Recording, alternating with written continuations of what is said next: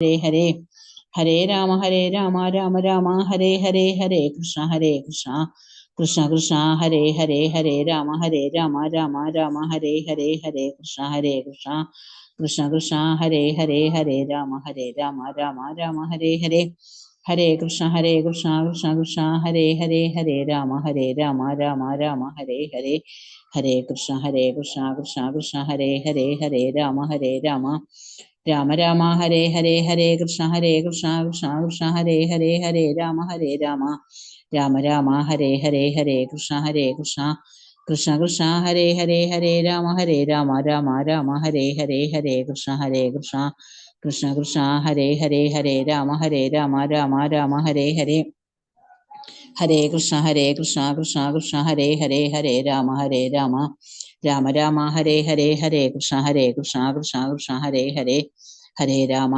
രാമ രാമ രാമ ഹരേ ഹരേ ഹരേ കൃഷ്ണ കൃഷ്ണ കൃഷ്ണ കൃഷ്ണ ഹരേ ഹരേ ഹരേ രാമ രാമ രാമ ഹരേ ഹരേ ഹരേ കൃഷ്ണ കൃഷ്ണ കൃഷ്ണ ഹരേ ഹരേ രാമ രാമ രാമ ഹരേ ഹരേ ഹരേ കൃഷ്ണ കൃഷ്ണ കൃഷ്ണ ഹരേ ഹരേ രാമ രാമ രാമ രാമ ഹരേ ഹരേ കൃഷ്ണ കൃഷ്ണ കൃഷ്ണ ഹരേ ഹരേ രാമ രാമ രാമ രാമ ഹരേ ഹരേ കൃഷ്ണ കൃഷ്ണ കൃഷ്ണ ഹരേ ഹരേ രാമ രാമ രാമ ഹരേ ഹരേ കൃഷ്ണ കൃഷ്ണ കൃഷ്ണ കൃഷ്ണ ഹരേ ഹരേ രാമ രാമ രാമ ഹരേ ഹരേ കൃഷ്ണ കൃഷ്ണ കൃഷ്ണ കൃഷ്ണ ഹരേ ഹരേ രാമ രാമ രാമ ഹരേ ഹരേ കൃഷ്ണ കൃഷ്ണ കൃഷ്ണ ഹരേ ഹരേ രാമ രാമ രാമ ഹരേ ഹരേ കൃഷ്ണ കൃഷ്ണ കൃഷ്ണ ഹരേ രാമ രാമ രാമ രാമ ഹരേ കൃഷ്ണ കൃഷ്ണ കൃഷ്ണ ഹരേ രാമ രാമ രാമ രാമ ഹരേ കൃഷ്ണ കൃഷ്ണ കൃഷ്ണ ഹരേ ഹരേ രാമ രാമ രാമ ഹരേ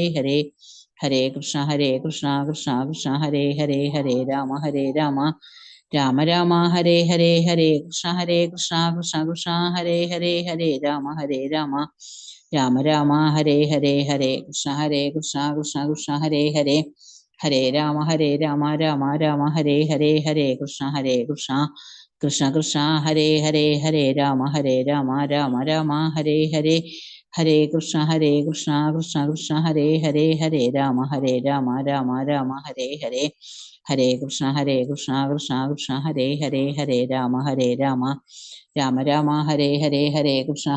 കൃഷ്ണ കൃഷ്ണ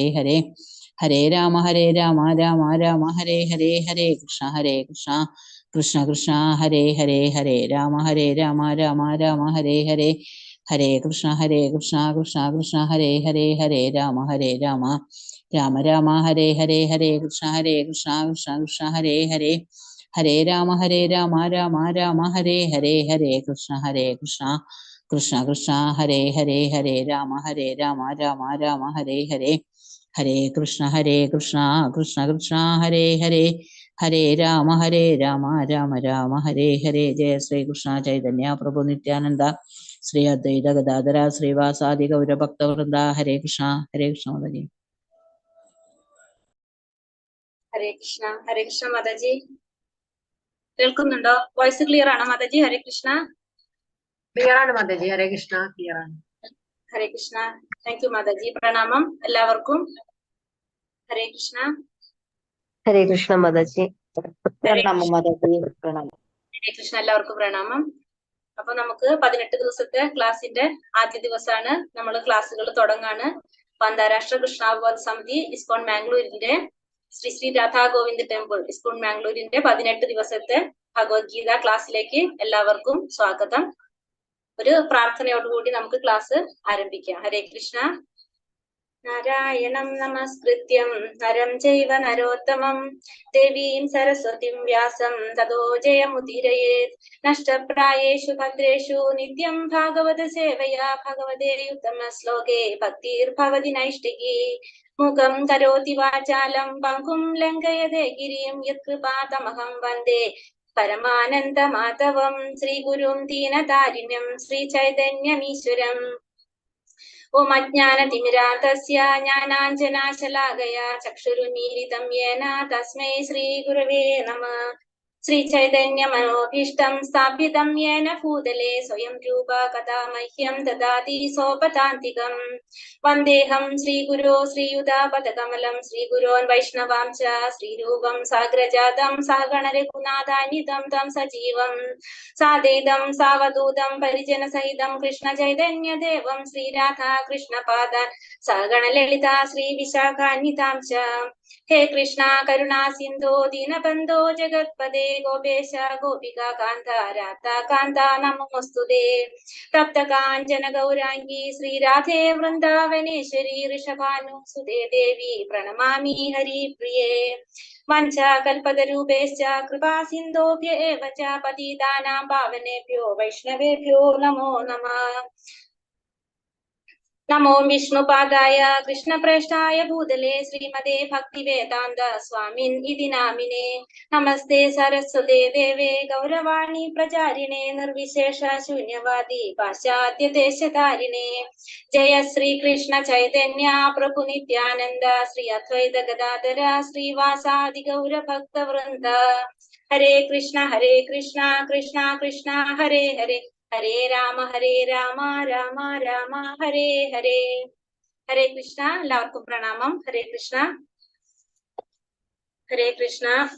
അപ്പോ ഭഗവത്ഗീത 1-ാം അധ്യായം നമ്മള് അർജുന വിഷാദ യോഗം, അതാണ് 1-ാമത്തെ അധ്യായത്തിന്റെ പേര്. പ്രഭുപാദ സ്വാമി നൽകിയിരിക്കുന്നത് നമുക്ക് നോക്കാം. അപ്പോ നമ്മൾ പഠിക്കുന്നത് ഭഗവത്ഗീത യഥാരൂപമാണ് നമ്മൾ കാണാൻ ശ്രമിക്കുന്നത്. ഭഗവത്ഗീത യഥാരൂപം, ഇതാണ് ഇസ്കോൺ മാംഗ്ലൂരിന്റെ ക്ലാസ്സിലാണ് നമ്മളിപ്പോ ഭഗവത്ഗീത പഠിക്കാനായിട്ട് പോകുന്നത്. അപ്പൊ നമുക്ക് അതൊന്ന് നോക്കാം. ഭഗവത്ഗീത 18 ദിവസം കൊണ്ട് 18 മണിക്കൂർ, 18 ദിവസം ഒന്നും പറയാനില്ല, 18 മണിക്കൂർ കൊണ്ടാണ് നമ്മള് ഭഗവത്ഗീതനെ കുറിച്ചൊരു ഐഡിയ ആണ് നമ്മൾ തരാൻ ഉദ്ദേശിക്കുന്നുണ്ടാവുക. ഫുള്ള് ശ്ലോകം ഒന്നും ഉണ്ടാവില്ല, കുറച്ച് നമുക്ക് ഓരോ അധ്യായത്തിന്റെയും ഒരു ചുരുക്കം, എന്താണ് ഭഗവത്ഗീത ഓരോ അധ്യായത്തിലും പറയുന്നത്. 18 അധ്യായമാണുള്ളത്. അപ്പൊ അതിലെന്താണ് ഓരോ അധ്യായത്തിലും പറയുന്നത് എന്ന് മാത്രമാണ് നമ്മൾ 5 ലെവലിലാണ് ഇവിടെ ക്ലാസ്സുകൾ നടത്തുന്നത്. അപ്പൊ ഫസ്റ്റ് ലെവലിൽ നമ്മൾ പറയാൻ ഉദ്ദേശിക്കുന്നത് അതൊരു നമ്മൾ പറഞ്ഞ ഒരു ഔട്ട്ലൈൻ ഇടാന്ന് മാത്രമേ നമുക്ക് ഉദ്ദേശം ഉണ്ടാവുള്ളൂ. സെക്കൻഡ് ലെവൽ ആവുമ്പോൾ ഇത്തിരി കൂടി നന്നായിട്ട് ആ ക്ലാസ് പഠിച്ചു പോകും. അങ്ങനെ ഓരോ ലെവൽ വെച്ചിട്ട് 5 ലെവലായിട്ടാണ് നമ്മളുടെ ഇവിടെ ക്ലാസ്സുകൾ നടക്കുന്നത്. അപ്പൊ അത് പഠിച്ച് നമുക്ക് ഇൻട്രസ്റ്റ് ഉണ്ടെങ്കിൽ ഓരോ ലെവലിൽ കയറി നമുക്കത് പഠിച്ച് ഭക്തിശാസ്ത്രി, ഭക്തി വൈഭവം അങ്ങനത്തെ രീതിയിൽ നമുക്ക് പോകാനായിട്ട് സാധിക്കും. അപ്പൊ നമ്മൾ പഠിക്കുന്നത് ഭഗവത്ഗീത യഥാരൂപം. ഭഗവത്ഗീത യഥാരൂപം എന്ന് പറയുമ്പോൾ നമുക്ക് ആദ്യം നമ്മൾ അറിയേണ്ടത് ഇസ്കോൺ എന്ന് പറഞ്ഞ അന്താരാഷ്ട്ര കൃഷ്ണാവബോധ സമിതി, അതിന്റെ സ്ഥാപകാചാര്യനാണ് ദിവ്യ പൂജ്യ ശ്രീമദ് ദേശി ഭക്തി വേദാന്ത സ്വാമി പ്രഭുപാദ്. അദ്ദേഹമാണ് ഭഗവത്ഗീത യഥാരൂപം നമുക്ക് ഇംഗ്ലീഷിലേക്ക് തർജ്ജമ ചെയ്തിട്ട് നമ്മൾ മലയാളത്തിൽ ഇപ്പൊ നമ്മളത് പഠിച്ചുകൊണ്ടിരിക്കുന്നു. അപ്പൊ നമുക്ക് അറിയേണ്ടത് അദ്ദേഹത്തെ കുറിച്ച് നമുക്കൊന്ന് അറിയണം. എന്നാലേ നമുക്ക് ഈ ഭഗവത്ഗീത പഠിക്കുമ്പോ നമുക്കത് നമ്മൾ പറയില്ലേ, നമുക്ക് ആദ്യം ഗ്രന്ഥകർത്താവിനെ കുറിച്ച് ഒന്ന് അറിഞ്ഞാൽ നമുക്ക് ഒത്തിരി കൂടി നല്ലതാണ്. അപ്പൊ അതുകൊണ്ട് നമ്മൾ ഭഗവത്ഗീത യഥാരൂപം, കുറെ ഭഗവത്ഗീതകൾ നമ്മൾ മാർക്കറ്റിൽ കണ്ടിട്ടുണ്ട്. പക്ഷെ ഭഗവത്ഗീത യഥാരൂപം എന്ന് എടുത്തു പറയുന്നത് അത് ശരിക്കും എന്താണോ ഭഗവത്ഗീത എന്ന് പറഞ്ഞാൽ എന്താണ്, ഭഗവാന്റെ വാണി, ഭഗവാന്റെ ഗീതാണ് അല്ലെ. അപ്പൊ അതാണ് ഭഗവത്ഗീത എന്ന് പറഞ്ഞ എല്ലാവർക്കും അറിയാന്ന് വിചാരിക്കുന്നു. ഭഗവത്ഗീത ഭഗവാൻ പറഞ്ഞ വാക്കുകളാണ്, പറഞ്ഞ കാര്യങ്ങളാണ് നമ്മൾ ഭഗവത്ഗീതയിൽ പറയുന്നത്. അത് ഭഗവാൻ എന്താണോ പറഞ്ഞത് അത് അതേ രീതിയിൽ നമുക്ക് പറഞ്ഞിരിക്കുന്നത് കൊണ്ടാണ് നമ്മൾ ഭഗവത്ഗീത യഥാരൂപം എന്ന് തന്നെ നമ്മൾ ഈ ഇതിന് പറഞ്ഞിരിക്കുന്നത്, ഈ ബുക്കിന് നമ്മൾ പറഞ്ഞിരിക്കുന്നത് ഭഗവത്ഗീത യഥാരൂപം. അത് പറഞ്ഞു ദേശി ഭക്തി വേദാന്ത സ്വാമി പ്രഭുപാദർ, അദ്ദേഹമാണ് ഇത് ഇംഗ്ലീഷിലേക്ക് തർജ്ജമ ചെയ്തിട്ടുണ്ടായിരുന്നത്. അപ്പോ അദ്ദേഹത്തെ കുറിച്ച് പറയുകയാണെങ്കിൽ അദ്ദേഹം ഒരു വൈഷ്ണവ കുടുംബത്തിലാണ് ജനിച്ചത്. വളരെ ചെറുപ്പത്തിലെ തൊട്ട്, കാരണം അച്ഛനും അമ്മയും എല്ലാവരും ഭക്തന്മാരായിരുന്നു. അപ്പൊ സ്വാഭാവികമായിട്ടും ആ കുട്ടിയും എന്താണ് ആ ഒരു രീതിയിൽ തന്നെ ആയിരിക്കും വളർന്നു വരുന്നുണ്ടാവുന്നത്. അപ്പോ എല്ലാതും എന്ത് പറഞ്ഞാല് ഭക്തിയുടെ ഒരു രീതിയിൽ തന്നെയാണ് പ്രഭുപാദ സ്വാമി. അത് ചെറിയതായിരിക്കുമ്പോ തന്നെ, കുട്ടിയായിരിക്കുമ്പോ കളിക്കാനായിട്ട്, ഇപ്പൊ ഫസ്റ്റ് പിക്ചർ കണ്ടു കഴിഞ്ഞാൽ നിങ്ങൾക്ക് മനസ്സിലാവും ഇത് നമ്മള് ഹരേ കൃഷ്ണ. സൗണ്ട് ക്ലിയർ ഇല്ല? ക്ലിയർ ആണ് മാതാജി. ഹരേ കൃഷ്ണ. ക്ലിയർ ആണ് മാതാജി. ഒരാൾ മെസ്സേജ് ഇട്ടുണ്ടായിരുന്നു സൗണ്ട് ക്ലിയർ ഇല്ല എന്ന് പറഞ്ഞിട്ട്, ഒന്ന് നോക്കായിരുന്നേ. നല്ല ക്ലിയർ ആണ്. Okay Mataji, Hare Krishna. Thank you Mataji. അപ്പോ നമ്മൾ പറയുകയാണെങ്കിൽ പ്രഭുപാദ സ്വാമി ചെറിയ കുട്ടിയായിരിക്കുന്ന സമയത്ത് തന്നെ എന്താ പറഞ്ഞ കളിക്കാനായിട്ട് ഇപ്പൊ നമ്മളുടെ കുട്ടികൾ കളിക്കാൻ ഉപയോഗിക്കുന്ന പോലെയല്ല. ആ സമയത്ത് രഥയാത്ര എന്നൊക്കെ കേട്ടിട്ടുണ്ടോന്ന് അറിയില്ല. ഒറീസയില് പുരി ജഗന്നാഥ് ക്ഷേത്രത്തിൽ രഥയാത്ര ഒക്കെ നടത്തുന്നുണ്ട്. അപ്പൊ അത് ഭയങ്കര ഫേമസ് ആയിട്ടുള്ള ഒരു എന്താ പറയുക ഉത്സവമാണത്. അപ്പൊ അതേ രീതിയിൽ അതായത് ആ ചെറുപ്പത്തിലെ തൊട്ട് കളിക്കാനായിട്ടും ഒക്കെ ഈ കുട്ടിയായിരിക്കുന്ന സമയത്ത് തൊട്ട് ഇങ്ങനത്തെ കാര്യങ്ങളാണ് കൂടുതൽ ചെയ്തിരുന്നത് പ്രഭുപാദ സ്വാമി. അതിനുശേഷം അദ്ദേഹം അദ്ദേഹത്തിന് എന്താ പറയണത് കുറച്ച് കഴിഞ്ഞ് ഒരു 69ാമത്തെ വയസ്സിലാണ് അദ്ദേഹം ഇതിലേക്ക് തിരിയണതും അദ്ദേഹത്തിന്റെ ഗുരുവായിട്ടുള്ള ഭക്തി സിദ്ധാന്ത സരസ്വതി ഗോസ്വാമിനെ കണ്ടെത്തുന്നതും അദ്ദേഹത്തിന്റെ ആഗ്രഹപ്രകാരം അഭിപ്രായ പ്രകാരമാണ്. കാരണം വെച്ചിട്ടുണ്ടെങ്കിൽ അന്നത്തെ സമയത്ത് നോക്കുമ്പോൾ ആ നോളേജ് ആ അറിവ് കൊണ്ട് ഇംഗ്ലീഷിൽ തർജ്ജമ ചെയ്യാനായിട്ട് പറയുന്നു. അങ്ങനെയാണ് അദ്ദേഹം എന്ത് ചെയ്യണത്, ഇതൊക്കെ ഭഗവത്ഗീത ഭാഗവതം പറഞ്ഞ അങ്ങനത്തെ ബുക്കുകളൊക്കെ തർജ്ജമ ചെയ്യുന്നു. അതിനുശേഷം പിന്നെന്താണ്, അദ്ദേഹം ജനിച്ചത് കൽക്കട്ടയിലാണ് ജനിച്ചത്. പിന്നെ അതേപോലെ തന്നെ അദ്ദേഹം കുടുംബത്തിന് വിട്ടുമാറി. അദ്ദേഹം നമ്മളെ പോലെ തന്നെ കുടുംബജീവിതമൊക്കെ കൊണ്ടു നടത്തുന്ന ഒരു വ്യക്തിയായിരുന്നു. പക്ഷെ അതിനുശേഷം എന്താണ് ഇതിലോട്ട് ഇതിൽ മാറാൻ വേണ്ടിയിട്ട് അദ്ദേഹം എന്ത് ചെയ്തു, വാനപ്രസ്ഥം സ്വീകരിച്ചു. അവിടെ ചെന്നിരുന്നിട്ട് പിന്നെ ബുക്കുകൾ കോൺസെൻട്രേഷൻ മുഴുവൻ ഇതിലേക്കുമായി. പിന്നെ സന്യാസത്തിലേക്ക് മാറി. അതായത് ഈ ഒരു നമ്മളുടെ നല്ലൊരു പ്രായമല്ല, ഒരു 69 വയസ്സെന്നൊക്കെ പറയുമ്പോൾ നമുക്കറിയാലോ ശരിക്കും റിട്ടയർമെന്റ് ഏജ് ആണ്. ആ ഒരു സമയത്ത് പോയിട്ടാണ് പ്രഭുപാദർ എന്ത് പറഞ്ഞത്, ഇത് മുഴുവനും നമ്മൾ ഇന്ന് കാണുന്ന ഇസ്കോണിന്റെ രീതിയിൽ വന്നിട്ടുള്ള ഇസ്കോൺ സ്ഥാപകാചാര്യൻ എന്ന് പറയുമ്പോൾ നമുക്ക് ഊഹിക്കാലോ. അതിന് വേണ്ടിയിട്ട് എല്ലാ കാര്യങ്ങളും ചെയ്തു. ഭക്തിവേദാന്ത ട്രസ്റ്റ് സ്ഥാപിച്ചു. അതായത് പ്രഭുപാദർക്ക് മനസ്സിലായെന്ന് വെച്ചാൽ, പ്രഭുപാദ സ്വാമിക്ക് എന്താ മനസ്സിലായെന്ന് വെച്ചാൽ, നമുക്ക് കൃഷ്ണാവബോധം വളർത്താനായിട്ട് ഭഗവാനെ കുറിച്ച് അറിയാൻ വേണ്ടിയിട്ട് എന്താണോ നമുക്ക് ആവശ്യം, ജ്ഞാനമാണ് ആവശ്യം, നമുക്ക് അറിവാണ് വേണ്ടത്. ആ അറിവിന് എന്താ വേണ്ടത്, ബുക്സ് വേണം നമുക്ക്. അപ്പൊ അതിനാണ് കൂടുതൽ ഇമ്പോർട്ടൻസ് കൊടുത്ത് കുറെ ബുക്സുകൾ അദ്ദേഹം എഴുതി. ആ ബുക്സ് അപ്പൊ അതിന് പ്രസിദ്ധീകരിക്കാൻ വേണ്ടിയിട്ട് ഒരു എന്താ പറയാ ഭക്തിവേദാന്ത ട്രസ്റ്റ് എന്ന് പറഞ്ഞൊരു സ്ഥാപിച്ചു. അങ്ങനെ കുറെ അപ്പൊ ആ ബുക്കിലൂടെ നമ്മൾക്ക് ഭഗവാനെ കുറിച്ച് അറിയാനായിട്ടുള്ള അവസരങ്ങൾ അദ്ദേഹം ഉണ്ടാക്കി തന്നു. ഇപ്പോഴും നമ്മൾ പഠിക്കുന്നതും നമ്മളെല്ലാതും എന്ത് കാര്യം ഫോളോ ചെയ്യുന്നതും എല്ലാം എന്താണ് അദ്ദേഹത്തിന്റെ ബുക്സ് ആണ്. നമ്മളിപ്പോഴും പഠിച്ചുകൊണ്ടിരിക്കുന്നതും പറഞ്ഞുകൊണ്ടിരിക്കുന്നതും എല്ലാതും അത്രയും കാര്യങ്ങൾ അദ്ദേഹം നമുക്ക് പറഞ്ഞു തന്നു. അപ്പൊ അങ്ങനെ ഒരു വ്യക്തിയാണ്. അപ്പൊ ഈ ഒരു ഏജ് ഏറ്റവും വലിയൊരു ഫാക്ടറാണ്. കാരണം ആ ഒരു പ്രായത്തിലാണ് അദ്ദേഹം ഇതെല്ലാം ചെയ്തത്. കാരണം സാധാരണ ഒരു മനുഷ്യന് ചെയ്യാൻ പറ്റുന്ന കാര്യങ്ങളല്ലല്ലോ ആ ഒരു ഏജിൽ ഇത്രയും ചെയ്യാം. അപ്പോ 108 ക്ഷേത്രങ്ങൾ സ്ഥാപിച്ചു അദ്ദേഹം.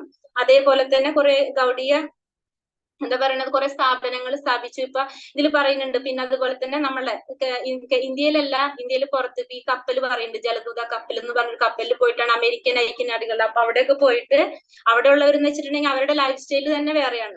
അപ്പൊ അവരെ മാറ്റി നമ്മളെ ഈ കൃഷ്ണാബോധത്തിലേക്ക് കൊണ്ടുവരാനായിട്ട് അത്രയും മാറ്റം വരുത്താനായിട്ട് അദ്ദേഹത്തിന് സാധിച്ചു എന്നാ പറയുന്നത്.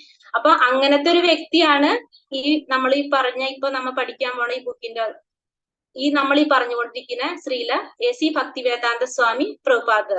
അദ്ദേഹം അത് കഴിഞ്ഞ് എന്താ പറയണത് 1977 നവംബർ 14-ാം തീയതി ഇഹലീല അവസാനിപ്പിച്ചു. പക്ഷെ അദ്ദേഹത്തിന്റെ ബുക്സ് കൊണ്ട് ഇപ്പോഴും അദ്ദേഹം നമ്മള് പ്രചരിപ്പിക്കുന്നത് എന്താണ്, ഫുള്ള് ഭഗവാന്റെ കാര്യങ്ങൾ. ഇതൊക്കെ അദ്ദേഹം പറഞ്ഞു തന്ന കാര്യങ്ങളാണ് നമ്മൾ ഇപ്പോഴും പറഞ്ഞുകൊണ്ടിരിക്കുന്നത്. അപ്പോ നമ്മളിലൂടെ എല്ലാവരിലൂടെയും അദ്ദേഹം ഇപ്പോഴും നിലനിൽക്കാണ്. അപ്പൊ അദ്ദേഹത്തിനെ നമസ്കരിച്ചുകൊണ്ട് നമുക്ക് ക്ലാസ് ആരംഭിക്കാം. ഹരേ കൃഷ്ണ കൃഷ്ണ കൃഷ്ണ ഹരേ ഹരേ, ഹരേ രാമ രാമ രാമ ഹരേ ഹരേ. ഹരേ കൃഷ്ണ. ഇത് കൊച്ചി കപ്പലിൽ പോയി എന്ന് പറഞ്ഞില്ലേ നമ്മള്, അമേരിക്കയിൽ അവിടേക്ക് പോകുമ്പോ ഈ കൊച്ചിയിൽ വന്നിട്ടാണ് അദ്ദേഹം പോയിണ്ടായിരുന്നത്. അപ്പൊ അതിന്റെ ഇതായിട്ട് നമ്മളിവിടെ കൊച്ചി മട്ടാഞ്ചേരിയില് അവിടെ അദ്ദേഹത്തിന്റെ ഒരു സ്ഥാപിച്ചിട്ടുണ്ട്, ശിലാസ്ഥാപനം നടത്തിയിട്ടുണ്ട്. അതാണ് ഈ പിക്ചറിൽ കാണിച്ചിരിക്കുന്നത് കേട്ടാ. ഇത് ഇസ്കോൺ രാധാ ഗോവിന്ദ് ടെമ്പിളില് അവിടുത്തെ ഡൈറ്റീസ് ആണ്. രാധാ ഗോവിന്ദിന്റെ പിക്ചറാണ്. ഇപ്പൊ അവിടെ അമ്പലം ഇപ്പൊ കഴിഞ്ഞ ആഴ്ചയിലാണ് അമ്പലം പുതിയൊരു നല്ലൊരു അമ്പലമൊക്കെ ആക്കി ഉദ്ഘാടനമൊക്കെ കഴിഞ്ഞു. അവിടുത്തെ ഇപ്പോ പ്രോഗ്രാം ഒക്കെ കഴിഞ്ഞുള്ളൂ. പിന്നെ രാധാ ഗോവിന്ദ് ടെമ്പിൾ ഇത് നമ്മൾ കേരളത്തിലല്ല, കർണാടകയിലാണ് സ്ഥിതി ചെയ്യുന്നത്. അവിടുത്തെ ടെമ്പിൾ പ്രസിഡന്റ് നാമനിഷ്ഠദാസ് പ്രഭുജിയാണ്. അദ്ദേഹമാണ് ഈ താഴെ കാണുന്നത്, അദ്ദേഹമാണ്. അതിന്റെ മേലെ വരുന്നത് നമ്മളുടെയൊക്കെ ദീക്ഷാഗുരു ആയിട്ടുള്ള ആരാണ്, ജയപതാക സ്വാമി ഗുരു മഹാരാജാണ്. അത് നാമനിഷ്ഠ പ്രഭുജിയുടെയും ദീക്ഷാഗുരു ആണ്. അദ്ദേഹത്തിന്റെ ഗുരു ആണ് AC ഭക്തിവേദാന്ത സ്വാമി പ്രഭുപാദർ. അപ്പൊ പ്രഭുപാദർ പറയുന്നതിനനുസരിച്ച് ഇപ്പോ നിലവില് നമ്മളുടെ പറയുന്ന ഹെഡില് ഇരിക്കുന്നത് ഈ പറഞ്ഞ ജയപതാക സ്വാമി മഹാരാജാണ്. അദ്ദേഹം മായാപൂരാണ് ഇരിക്കുന്നത്. ഹരേ കൃഷ്ണ. പിന്നെ എന്തുകൊണ്ടാണ് നമ്മ ഭഗവത്ഗീത യഥാരൂപം എന്ന് പറയുന്നത്? യഥാരൂപം പഠിക്കണം എന്ന് നമ്മൾ എന്തുകൊണ്ടാണ് പറയുന്നത്? ഭഗവത്ഗീത നമ്മൾ പറഞ്ഞു മാർക്കറ്റിൽ കുറെ ഭഗവത്ഗീതകൾ നമുക്ക് കിട്ടുന്നുണ്ട്. നമുക്ക് മാർക്കറ്റിൽ ഇപ്പൊ പറയുകയാണെങ്കിൽ പല രീതിയിൽ പല ഓതേഴ്സിന്റെ ഒക്കെ ഭഗവത്ഗീത കിട്ടും. പക്ഷെ എന്തുകൊണ്ട് നമുക്ക് ഭഗവത്ഗീത യഥാരൂപം? അപ്പൊ അതിന് നമുക്ക് പറഞ്ഞു തരുന്ന ഒരു വഴി പറഞ്ഞു തരും. ഇപ്പൊ നമ്മൾ ഈ പിക്ചർ നോക്കിക്കഴിഞ്ഞാൽ നമുക്ക് മനസ്സിലാവും. നമ്മള് ഭഗവത്ഗീത ഭഗവാന്റെ വാണിയാന്ന് പറഞ്ഞു അല്ലെ, ഭഗവാൻ പറഞ്ഞത് അതേപടി നമുക്ക് പറഞ്ഞു തരാണ് ഭഗവത്ഗീത. അപ്പൊ അത് ഒരു ഗുരുപരമ്പരയിൽ കൂടെയാണ് നമുക്കത് പറഞ്ഞു തരുന്നത്.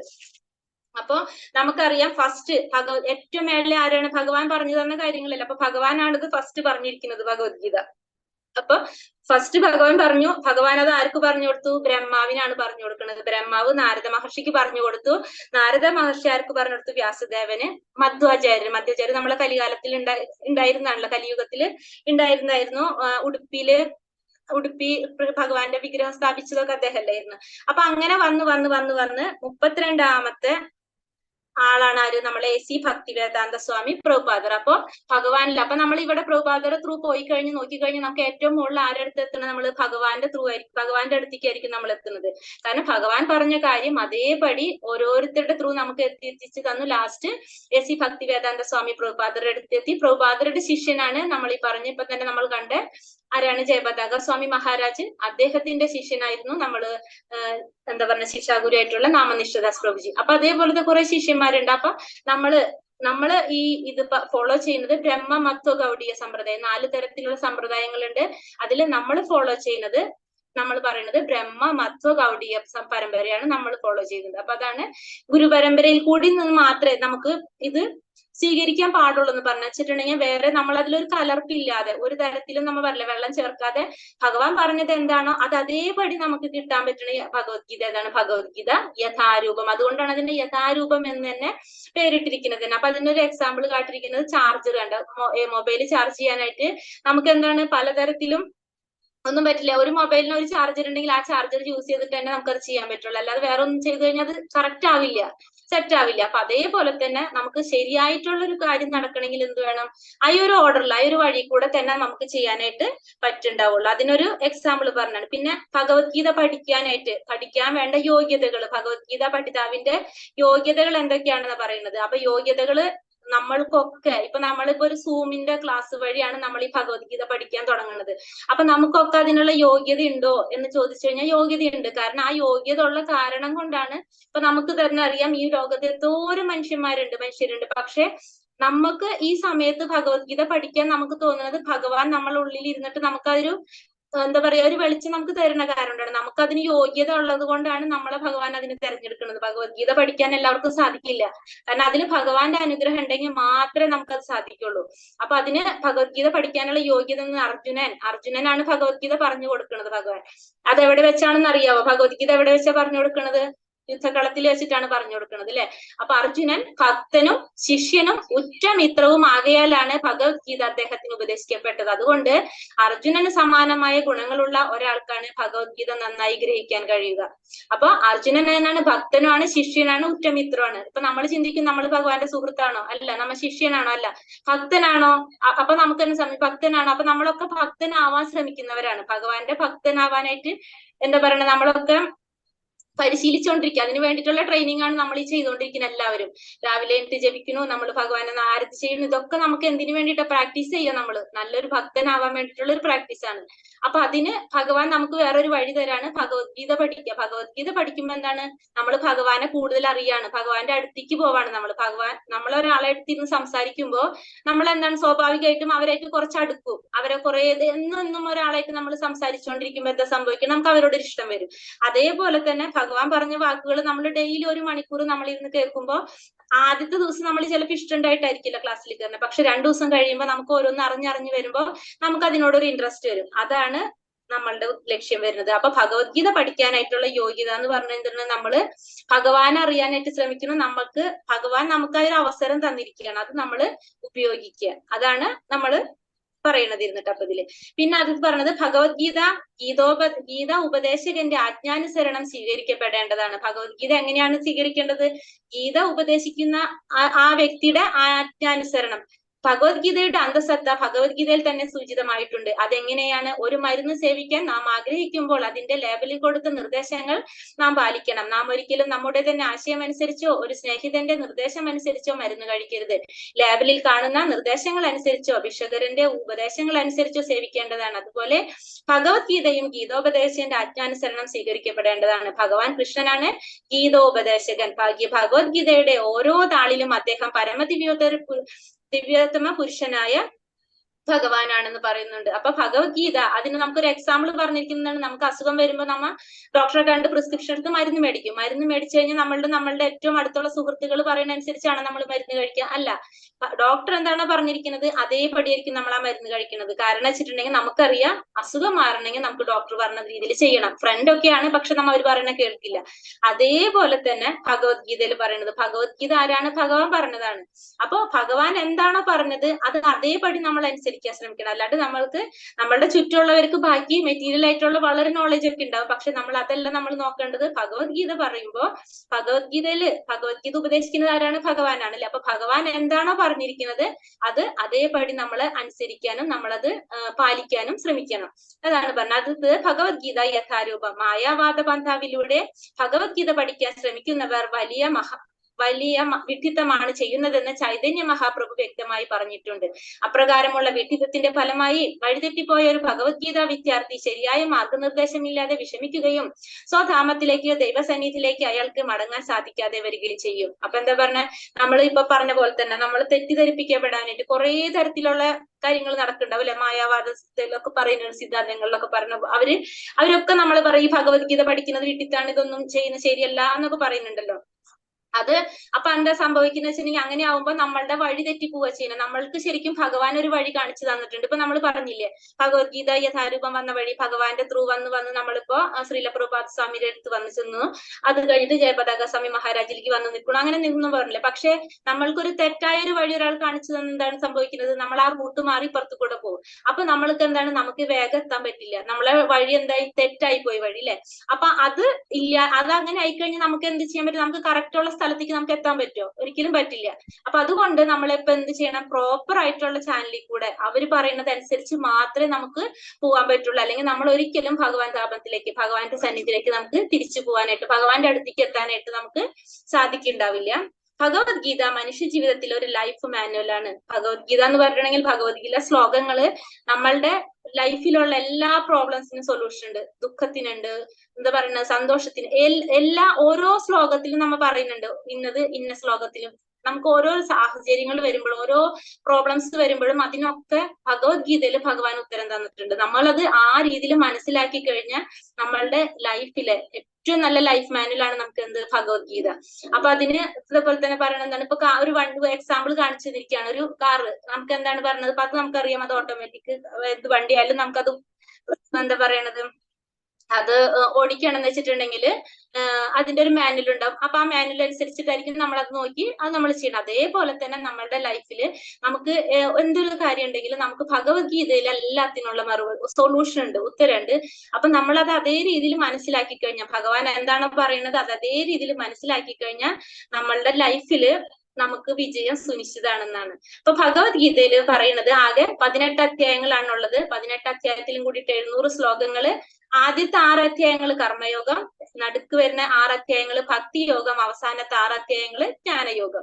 അങ്ങനെ 3 പാർട്ടായിട്ട് തിരിച്ചിരിക്കുകയാണ്. കർമ്മയോഗം, ഭക്തിയോഗം, ജ്ഞാനയോഗം, അങ്ങനെ 3ആയിട്ട് തിരിച്ചിട്ടുണ്ട്. അപ്പൊ ഭഗവത്ഗീതനെ ഒന്നും കൂടി കമ്പയർ ചെയ്ത് നമ്മളടുത്ത് പറയാണ്. അതായത് ഭഗവത്ഗീത എന്ന് പറഞ്ഞപ്പോ ഒരു ടോർച്ച് അടിച്ചു കഴിഞ്ഞാൽ എന്താണ്, അതിന് ചുറ്റും കുറച്ച് മാത്രമേ നമുക്ക് അതിന്റെ വെളിച്ചം കിട്ടുള്ളൂ. പക്ഷെ ഭഗവത്ഗീത എന്താണ്, മൊത്തം പ്രകാശം കിട്ടുന്നതാണ്. അത്രയും, അതായത് നമ്മളെ വീട്ടിൽ ഒരു ഭഗവത്ഗീത മേടിച്ചു കഴിഞ്ഞാല് നമ്മളുടെ വീട്ടിന്റെ ഒരു എന്താ പറയാ സിറ്റുവേഷൻ തന്നെ മാറിപ്പോകുന്ന, നമുക്കത് ഫീൽ ചെയ്തവർക്ക് അറിയാൻ പറ്റുന്നുണ്ടാവും.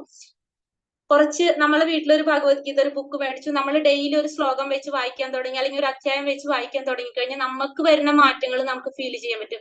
ഈ ഒരു പ്രകാശം എന്നതുകൊണ്ട് നമ്മൾ ഉദ്ദേശിക്കുന്നത് എന്താണ്, നമ്മളുടെ ലൈഫിൽ ഉണ്ടാവുന്ന മാറ്റമാണ്. നമ്മളുടെ ലൈഫിൽ ആ ഒരു എന്താ പറയാ ഒരു ഇടുങ്ങിയൊരു ലൈഫാണ്, അതല്ലെങ്കിൽ അങ്ങനത്തെ ഒരു ചിലരുണ്ടാവില്ല എന്തെങ്കിലും വിഷമങ്ങൾ, അതൊക്കെ നമുക്കതൊന്നും നമ്മളുടെ ചുറ്റും ഒരു വലയം വരുന്ന പോലെ, ഈ ഒരു പ്രകാശം നമ്മളുടെ ചുറ്റും വരുന്ന പോലെ, പിന്നെ നമുക്ക് ഇതൊന്നും നമ്മളെ ബാധിക്കാത്തൊരു സബ്ജക്റ്റ് ആയിട്ട് മാറും. നമ്മൾ ഭഗവാന്റെ കാര്യങ്ങൾ ചിന്തിച്ച് ഭഗവാൻ പറഞ്ഞ പറഞ്ഞിരിക്കുന്നത് പോലെ നമ്മൾ പ്രവർത്തിച്ചു പോയി കണ്ടു കഴിഞ്ഞാല് ആ ഭഗവത്ഗീത നമ്മളുടെ ലൈഫിൽ ഒരു എന്താ പറയാ നമ്മളുടെ ജീവിതത്തിന്റെ തന്നെ ഒരു ഭാഗമായിട്ട് നമുക്ക് മാറാണ് ചെയ്യുന്നത്. ഭഗവത്ഗീതയിൽ 5 വിഷയങ്ങളെ കുറിച്ചാണ് നമ്മൾ ചർച്ച ചെയ്യുന്നത്. മെയിൻ ആയിട്ട് ഒന്ന് ഭഗവാൻ ഈശ്വരനെ കുറിച്ച്, ഒന്ന് ജീവാത്മാവ്. ജീവാത്മാവ് എന്ന് വെച്ചാൽ ആരാണ് അറിയാവോ? ജീവാത്മാവ് എന്ന് വെച്ചിട്ടുണ്ടെങ്കിൽ നമ്മളാണ് ജീവാത്മാക്കള്. ഭൗതിക പ്രകൃതി, ഈ കാണുന്ന പ്രകൃതി, പിന്നെ കാലം എന്ന് വെച്ചിട്ടുണ്ടെങ്കിൽ എന്നിട്ടുണ്ട് നമ്മള് പറയാം, നമ്മള് ജനിക്കുമ്പോ നമ്മൾ എത്ര ഉണ്ടായിരുന്നു? ചെറുതായിരുന്നു. പിന്നെ ഓരോ സമയത്തിൽ നമ്മൾ വളർന്ന് ഇത്രയായിക്കൊണ്ടിരിക്കുക. അപ്പൊ നമ്മളുടെ സമയവും കാലം അതൊക്കെ മാറിക്കൊണ്ടിരിക്കുക. നമുക്ക് കാലത്തിന് നമുക്കൊന്നും ചെയ്യാൻ പറ്റില്ല. ഇതൊക്കെ ഇങ്ങനെ എന്താ പറയാ ഓട്ടോമാറ്റിക്കലി സംഭവിച്ചുകൊണ്ടിരിക്കുന്ന കാര്യങ്ങൾ. പിന്നെ 5ാമത്തെ വരുന്ന കർമ്മം മാത്രം നമ്മൾ ശ്രദ്ധിക്കണം. കാരണം നമ്മൾ ഈ ഒരു ജീവിതത്തിൽ ഇപ്പൊ നമ്മളിവിടെ വന്നിരിക്കുന്നതും നമ്മൾ ഇതൊക്കെ ചെയ്യുന്നത് നമ്മളുടെ കർമ്മം അനുസരിച്ച്. നമ്മൾ ചെയ്യുന്ന ഓരോ പ്രവർത്തികൾ അനുസരിച്ചാണ് നമ്മൾക്ക് ജന്മങ്ങൾ കിട്ടുന്നതും നമുക്ക് ഓരോന്ന് വരുന്നത് ഇരുന്നിട്ട്. അപ്പൊ അതനുസരിച്ച് നമ്മൾ നല്ല പ്രവർത്തികൾ ചെയ്തു കഴിഞ്ഞാൽ, നല്ല പ്രവൃത്തി ചീത്ത പ്രവൃത്തി എന്ന് പറഞ്ഞു കഴിഞ്ഞാൽ നമുക്കത് പിന്നീട് നോക്കാം. അപ്പൊ നമ്മൾ ചെയ്യുന്ന പ്രവർത്തികൾ അനുസരിച്ചാണ് നമ്മൾക്ക് ജന്മങ്ങൾ കിട്ടുന്നത്. അപ്പൊ നമ്മൾ ചിലപ്പോൾ മനുഷ്യ ജന്മത്തിലായിരിക്കും വരുന്നത്, അതല്ലെങ്കിൽ നമ്മൾ താഴത്തെ ജന്മത്തിലേക്ക് വേറെ മൃഗങ്ങളൊക്കെ ആയിട്ട് ജനിക്കാം. ഇതൊക്കെ എന്തിന് റിലേറ്റഡ് ആയിട്ടാണ്? കർമ്മത്തിന് റിലേറ്റഡ് ആയിട്ടാണ്. അപ്പൊ നമ്മളുടെ കർമ്മം എപ്പോഴും നമ്മൾ നന്നാക്കാൻ ശ്രമിച്ചുകൊണ്ടിരിക്കണം. അപ്പൊ അതിന് നമുക്ക് എന്താണ്, നമുക്കൊരു ഗൈഡൻസ് ആവശ്യമാണ്. അപ്പൊ എന്ത് ചെയ്യാൻ പാടില്ല, എങ്ങനെ ചെയ്യണം, എങ്ങനെ ചെയ്യാൻ പാടില്ല, ഇതൊക്കെ നമുക്ക് എവിടെ നിന്ന് കിട്ടും? ഭഗവത്ഗീതയിൽ നിന്ന് നമുക്ക് മനസ്സിലാക്കാൻ പറ്റും. ഹരേ കൃഷ്ണ. അടുത്തത് ഭഗവത്ഗീതയിൽ ചർച്ച ചെയ്യപ്പെടുന്ന 5 അടിസ്ഥാന തത്വങ്ങൾ. ഇപ്പൊ നമ്മൾ ഈ പറഞ്ഞത് തന്നെ ഭഗവത്ഗീത 5 വിഷയങ്ങളെ കുറിച്ച് പറഞ്ഞതിനെ പറ്റി. പിന്നെ അത് കഴിഞ്ഞിട്ട് ഗീതാ മഹാത്മ്യം, അതായത് നമ്മൾ ഭഗവത്ഗീത പഠിക്കാൻ പോവാണ്. അപ്പൊ നമ്മളെ സംബന്ധിച്ച് നമ്മൾ എന്തൊരു കാര്യം ചെയ്യുമ്പോ നമ്മൾ തന്നെ അങ്ങനെയല്ല, എന്തൊരു കാര്യം ഇപ്പൊ നമ്മളൊരു സ്വഭാവം വെച്ചിട്ട് എല്ലാവരും എന്താ ചെയ്യേണ്ടവ? ഒരു കാര്യം അറിയണമെങ്കിൽ അതിന് മുന്നേ അതിനെ പറ്റിയിട്ട് കുറെ ഇപ്പൊ സോഷ്യൽ മീഡിയയിൽ നമുക്ക് സെർച്ച് ചെയ്യണമെങ്കിൽ നമ്മൾ ഗൂഗിളിൽ സെർച്ച് ചെയ്ത് നോക്കും. ഇപ്പൊ ഒരു വ്യക്തിനെ കുറിച്ച് അറിയണമെങ്കിൽ നമ്മൾ എന്ത് ചെയ്യും? ആ വ്യക്തിനെ കുറിച്ചിട്ട് കുറെ എന്തൊക്കെ നമുക്ക് അറിയാൻ പറ്റും അതൊക്കെ നമ്മൾ സെർച്ച് ചെയ്യും.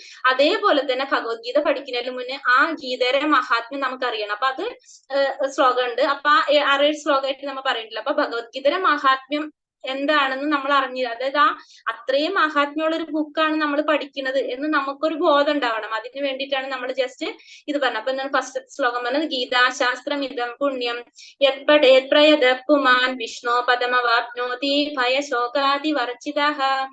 ഭഗവത്ഗീത ഒരു അതീന്ദ്രിയ സാഹിത്യമാണ്. അത് വളരെ ശ്രദ്ധയോടുകൂടി വായിക്കണം. ഗീതാശാസ്ത്രം ഇതം പുണ്യം യത്പഠേത് പ്രയതഃ പുമാൻ. ഭഗവത്ഗീതയുടെ നിർദ്ദേശങ്ങൾ വേണ്ടവണ്ണം പിന്തുടരുന്നവർ ജീവിതത്തിലെ എല്ലാ ദുരിതങ്ങളിൽ നിന്നും ഉത്കണ്ഠങ്ങളിൽ നിന്നും മുക്തരാകും. ഭയശോകാദി വർജിതഃ. ജീവിതത്തിലെ എല്ലാ ഭയങ്ങളിൽ നിന്നും വിമുക്തരാകും. അടുത്ത ജന്മം ആത്മീയ ജീവിതം കൈവരിക്കുകയും ചെയ്യും. അപ്പൊ ക്ലിയർ ആയില്ല? ഇപ്പൊ തന്നെ നമ്മൾ പറഞ്ഞോളൂ, ഭഗവത്ഗീത നമ്മളുടെ ലൈഫിൽ നമ്മളുടെ ദുരിതങ്ങളും എല്ലാത്തിനും നമുക്ക് മുക്തി കിട്ടുന്നുള്ളത്. ആ പറഞ്ഞത് തന്നെയാണ് ഇപ്പൊ ഫസ്റ്റത്തെ ശ്ലോകത്തിൽ ഇപ്പൊ നമ്മൾ പഠിക്കുന്നത്. 2ാമത്തെ ശ്ലോകത്തില് അതിൽ ധർമ്മശാസ്ത്രങ്ങളെ സംശയദൃഷ്ടിയെ വീക്ഷിക്കുന്ന അജ്ഞരും അവിശ്വാസികളുമായവർക്ക് ഈശ്വരാവബോധം ലഭിക്കുന്നില്ല. അപ്പൊ ഈശ്വരാവബോധം ലഭിക്കണമെങ്കിൽ നമുക്ക് പറഞ്ഞില്ലേ, ഇപ്പൊ ഇവിടെ ഇരുന്നിട്ട് നമുക്കിത് പഠിക്കാനായിട്ടുള്ള ഒരു അവസരം ഭഗവാനായിട്ട് തന്നതാണ് നമുക്ക്. ആ അവസരം നമുക്ക് എന്തുകൊണ്ടാണ് തരുന്നത്? നമുക്ക് ഭഗവാന്റെ അനുഗ്രഹം ഉള്ളത് കൊണ്ടാണ് നമുക്കത് കിട്ടുന്നത്. പക്ഷെ ആർക്ക് കിട്ടുന്നില്ല? സംശയത്തോടെ വീക്ഷിക്കുന്നവർക്കും അവിശ്വാസികളായ വ്യക്തികൾക്കും ഇത് പഠിക്കും. ഇപ്പൊ നമ്മൾ ഈ ലിങ്ക് തന്നെ എത്ര പേർക്ക് നമ്മൾ അയച്ചു കൊടുത്തിട്ടുണ്ടാവും. പക്ഷെ എല്ലാവർക്കും അതിൽ കയറാൻ തോന്നുന്നുണ്ടോ? ഇല്ല. അതെന്തുകൊണ്ടാണ്? അവർക്ക് അതിനുള്ള യോഗ്യത ഉണ്ടാവില്ല. അത് ഭഗവാനാണ് അതൊക്കെ തീരുമാനിക്കുന്നത്. നമ്മൾ ആരും ഒന്നുമല്ല ചെയ്യുന്നത്. ഇതൊക്കെ ഭഗവാന്റെ ഒരു ശ്വാസം നമ്മൾ എടുക്കുന്നത് വരെ ഭഗവാന്റെ അറിവോടുകൂടിയല്ല. ഭഗവാനാണ് ഇതൊക്കെ നിശ്ചയിക്കുന്നത്. അപ്പൊ നമ്മൾ പറയുകയാണെങ്കിൽ ആ ഭഗവാനായൊരു അനുഗ്രഹം നമുക്ക് തന്നാൽ മാത്രമേ നമുക്ക് എന്ത് ചെയ്യാൻ പറ്റുള്ളൂ? ഭഗവാൻ പറഞ്ഞ ഈ വാക്കുകൾ പഠിക്കാനുള്ള ഒരു അവസരം കൂടി നമുക്ക് കിട്ടുന്നുള്ളൂ. അടുത്ത പറയുന്നത് ഗീതാധ്യയനശീലസ്യ പ്രാണായാമ പരസ്യ ച നൈവ സന്ധിഹി പാപാനി പൂർവജന്മകൃതാനി ച. ഗീതാ മഹിമാമൃതം, അതായത് ഗീതാധ്യയനശീലസ്യ പ്രാണായാമ പരസ്യ ച നൈവ സന്ധിഹി പാപാനി പൂർവജന്മകൃതാനി ച. ആത്മാർത്ഥമായി ഗൗരവമായി ഭഗവത്ഗീത വായിക്കുന്ന ഒരാളെ ഭഗവത് കരുണയാൽ മുമ്പ് ചെയ്ത പാപങ്ങളുടെ ഫലം ബാധിക്കുന്നില്ല. അപ്പൊ മുമ്പ് നമ്മൾ ചെയ്ത പാപത്തിന്റെ ഫലം പോലും നമുക്ക് എന്ത് സംഭവിക്കുന്നില്ല? അത് ബാധിക്കാതെ പോകുന്നു. എങ്ങനെയുള്ള ആൾക്ക്? ആത്മാർത്ഥമായിട്ട് ഗൗരവമായിട്ട് ഭഗവത്ഗീത പഠിക്കുന്നവർക്ക് നമ്മൾ ചെയ്ത പാപങ്ങൾ ചെയ്തു പോയിട്ടുണ്ടെങ്കിൽ അതിൽ നിന്ന് വരെ നമുക്ക് എന്ത് ചെയ്യാൻ ലഭിക്കുന്നു പറഞ്ഞത്? അത് നമ്മളെ ബാധിക്കാതെ പോകുന്ന പറയണം. അപ്പൊ അത്രയും ഇമ്പോർട്ടന്റ് ആണ് ഭഗവത്ഗീത എന്ന് മനസ്സിലായില്ല. ഓരോ ദിവസവും നമുക്ക് ഒരു ശ്ലോകം വായിക്കാൻ പറ്റണമെങ്കിലും ആ ഒരു ശ്ലോകം വായിക്കുക. അത്ര മാറ്റം നമുക്ക് ഉണ്ടാവും. ഭഗവത്ഗീത പരമദിവ്യോത്തമ പുരുഷന്റെ മുഖ നിർഗതമാണ്. ഗംഗ ഭഗവാന്റെ പാദപങ്കജ നിർഗതവുമാണ്. ഭഗവാന്റെ മുഖവും പാദവും തമ്മിൽ തീർച്ചയായും യാതൊരു വ്യത്യാസവുമില്ല. എങ്കിലും പക്ഷാപാതമില്ലാത്ത ഒരു പഠനത്തിൽ ഭഗവത്ഗീത ഗംഗാജലത്തെക്കാൾ കുറെ കൂടി പ്രധാനമാണെന്ന് പറയുന്നു. ഗംഗാജലത്തിന് നമുക്കറിയാം അത്രയും പ്രാധാന്യമുണ്ട്. അതിന്റെ ശ്ലോകം വായിച്ചിട്ടല്ലോ, പ്രാധാന്യം ഉണ്ടെന്നറിയാം. അതേപോലെ തന്നെ അതിനേക്കാളും പ്രാധാന്യം എന്തിനു കൊടുക്കുന്നുണ്ട്? ഭഗവത്ഗീതയ്ക്ക് കൊടുക്കുന്നുണ്ട്. കാരണം പാദത്തിൽ നിന്ന് വരുന്നതാണ് ഗംഗ എന്ന് വെച്ചിട്ടുണ്ടെങ്കിൽ മുഖത്തുനിന്ന് വരുന്നതാണ് എന്ത്? ഭഗവാന്റെ വാണിയാണല്ലേ ഭഗവത്ഗീത. അപ്പൊ അത്രയും ഇമ്പോർട്ടൻസ് നമുക്ക് എന്തിനും കൊടുക്കുന്നുണ്ട്? നമ്മള് ഭഗവത്ഗീതയ്ക്ക് നമ്മ കൊടുക്കുന്നുണ്ട്. മലിനേ മോചനം പുംസാം ജല സ്നാനം ദിനേ ദിനേ സകൃത് ഗീതാമൃത സ്നാനം സംസാരാമലനാശനം.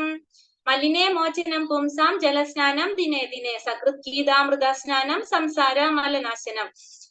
നിത്യവും ജലത്തിൽ സ്നാനം ചെയ്ത് ദേഹശുദ്ധി വരുത്താം. എന്നാൽ ഭഗവത്ഗീതയാകുന്ന ഗംഗാജലത്തിൽ ഒരിക്കലെങ്കിലും സ്നാനം ചെയ്യുന്ന വ്യക്തിയുടെ ഭൗതിക ജീവിതത്തിലെ എല്ലാ മാലിന്യങ്ങളും നശിച്ചു പോകുന്നു. നമ്മളുടെ ഭൗതിക ജീവിതത്തിലുള്ള എല്ലാ മാലിന്യങ്ങളെയും നശിപ്പിക്കാനുള്ള ഒരു കഴിവ് എന്തിനുണ്ട്? ഭഗവത്ഗീതയ്ക്ക് ഉണ്ട്.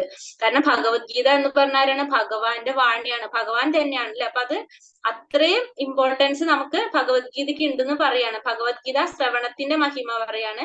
ഗീത സുഗീത കർത്തവ്യ കിമന്യേ ശാസ്ത്ര വിസ്തരൈഹി യാ സ്വയം പത്മനാഭസ്യ മുഖ പത്മാത് വിനിസൃത. ഭഗവത്ഗീത പരമദിവ്യോത്തമ പുരുഷനാൽ ഉപദേശിക്കപ്പെട്ടതാകയാൽ മറ്റൊരു വേദസാഹിത്യവും പഠിക്കേണ്ടതില്ല. ഭഗവത്ഗീത ശ്രദ്ധയോടും കൃത്യനിഷ്ഠയോടും കൂടി ശ്രവിക്കുകയും വായിക്കുകയും ചെയ്താൽ മതി. ഇന്നത്തെ കാലത്ത് ആളുകൾ ലൗകിക വ്യാപാരത്തിൽ അത്രയധികം മുഴുകിയിരിക്കുന്നത് കൊണ്ട് വേദ സാഹിത്യം മുഴുവൻ വായിക്കുക അവർക്ക് അസാധ്യമത്രേ. എന്നാൽ അത് ആവശ്യമില്ല. ഈ ഒരൊറ്റ ഗ്രന്ഥം ഭഗവത്ഗീത മതി. കാരണം അത് എല്ലാ വേദസാഹിത്യങ്ങളുടെയും സാരസർവസ്വമാണ്. മാത്രമല്ല പ്രത്യേകിച്ചും അത് പരമദിവ്യോത്തമ പുരുഷനാൽ ഉപദിഷ്ടവുമാണ്. അപ്പൊ എന്താ പറയണത്? ഭഗവത്ഗീത എല്ലാ വേദശാസ്ത്രങ്ങളും എല്ലാ വേദസാഹിത്യങ്ങളുടെയും സാരസർവസ്വമാണ്. എല്ലാത്തിന്റെയും കൂടിയിട്ടുള്ള എല്ലാതും ഭഗവത്ഗീതയിൽ പറഞ്ഞിട്ടുണ്ട്. അതിന് വേണ്ടിയിട്ട് ഇപ്പൊ നമ്മൾ വേറെ കുറെ വേദങ്ങൾ ഉപനിഷത്തുകളൊക്കെ ഉണ്ടല്ലോ, അതൊന്നും വായിക്കേണ്ട പഠിക്കേണ്ട ആവശ്യമില്ല. അതിന് പകരം എല്ലാത്തിന്റെയും കൂടിയിട്ടുള്ള സാരസർവസ്സാണ് എന്ത്? ഭഗവത്ഗീത. ഇത് മാത്രം നമ്മൾ പഠിച്ചാൽ മതി. ഭാരതാമൃത സർവസ്വം വിഷ്ണു ഭക്താദി വിനിസൃതം ഗീതാംഗോതകം പീത്വാ പുനർജന്മാന വിദ്യതേ. ഭാരതാമൃത സർവസ്വം വിഷ്ണു ഭക്താദി നിസൃതം ഗീതാംഗം ഗോതകം പീത്വാ പുനർജന്മാന വിദ്യതേ.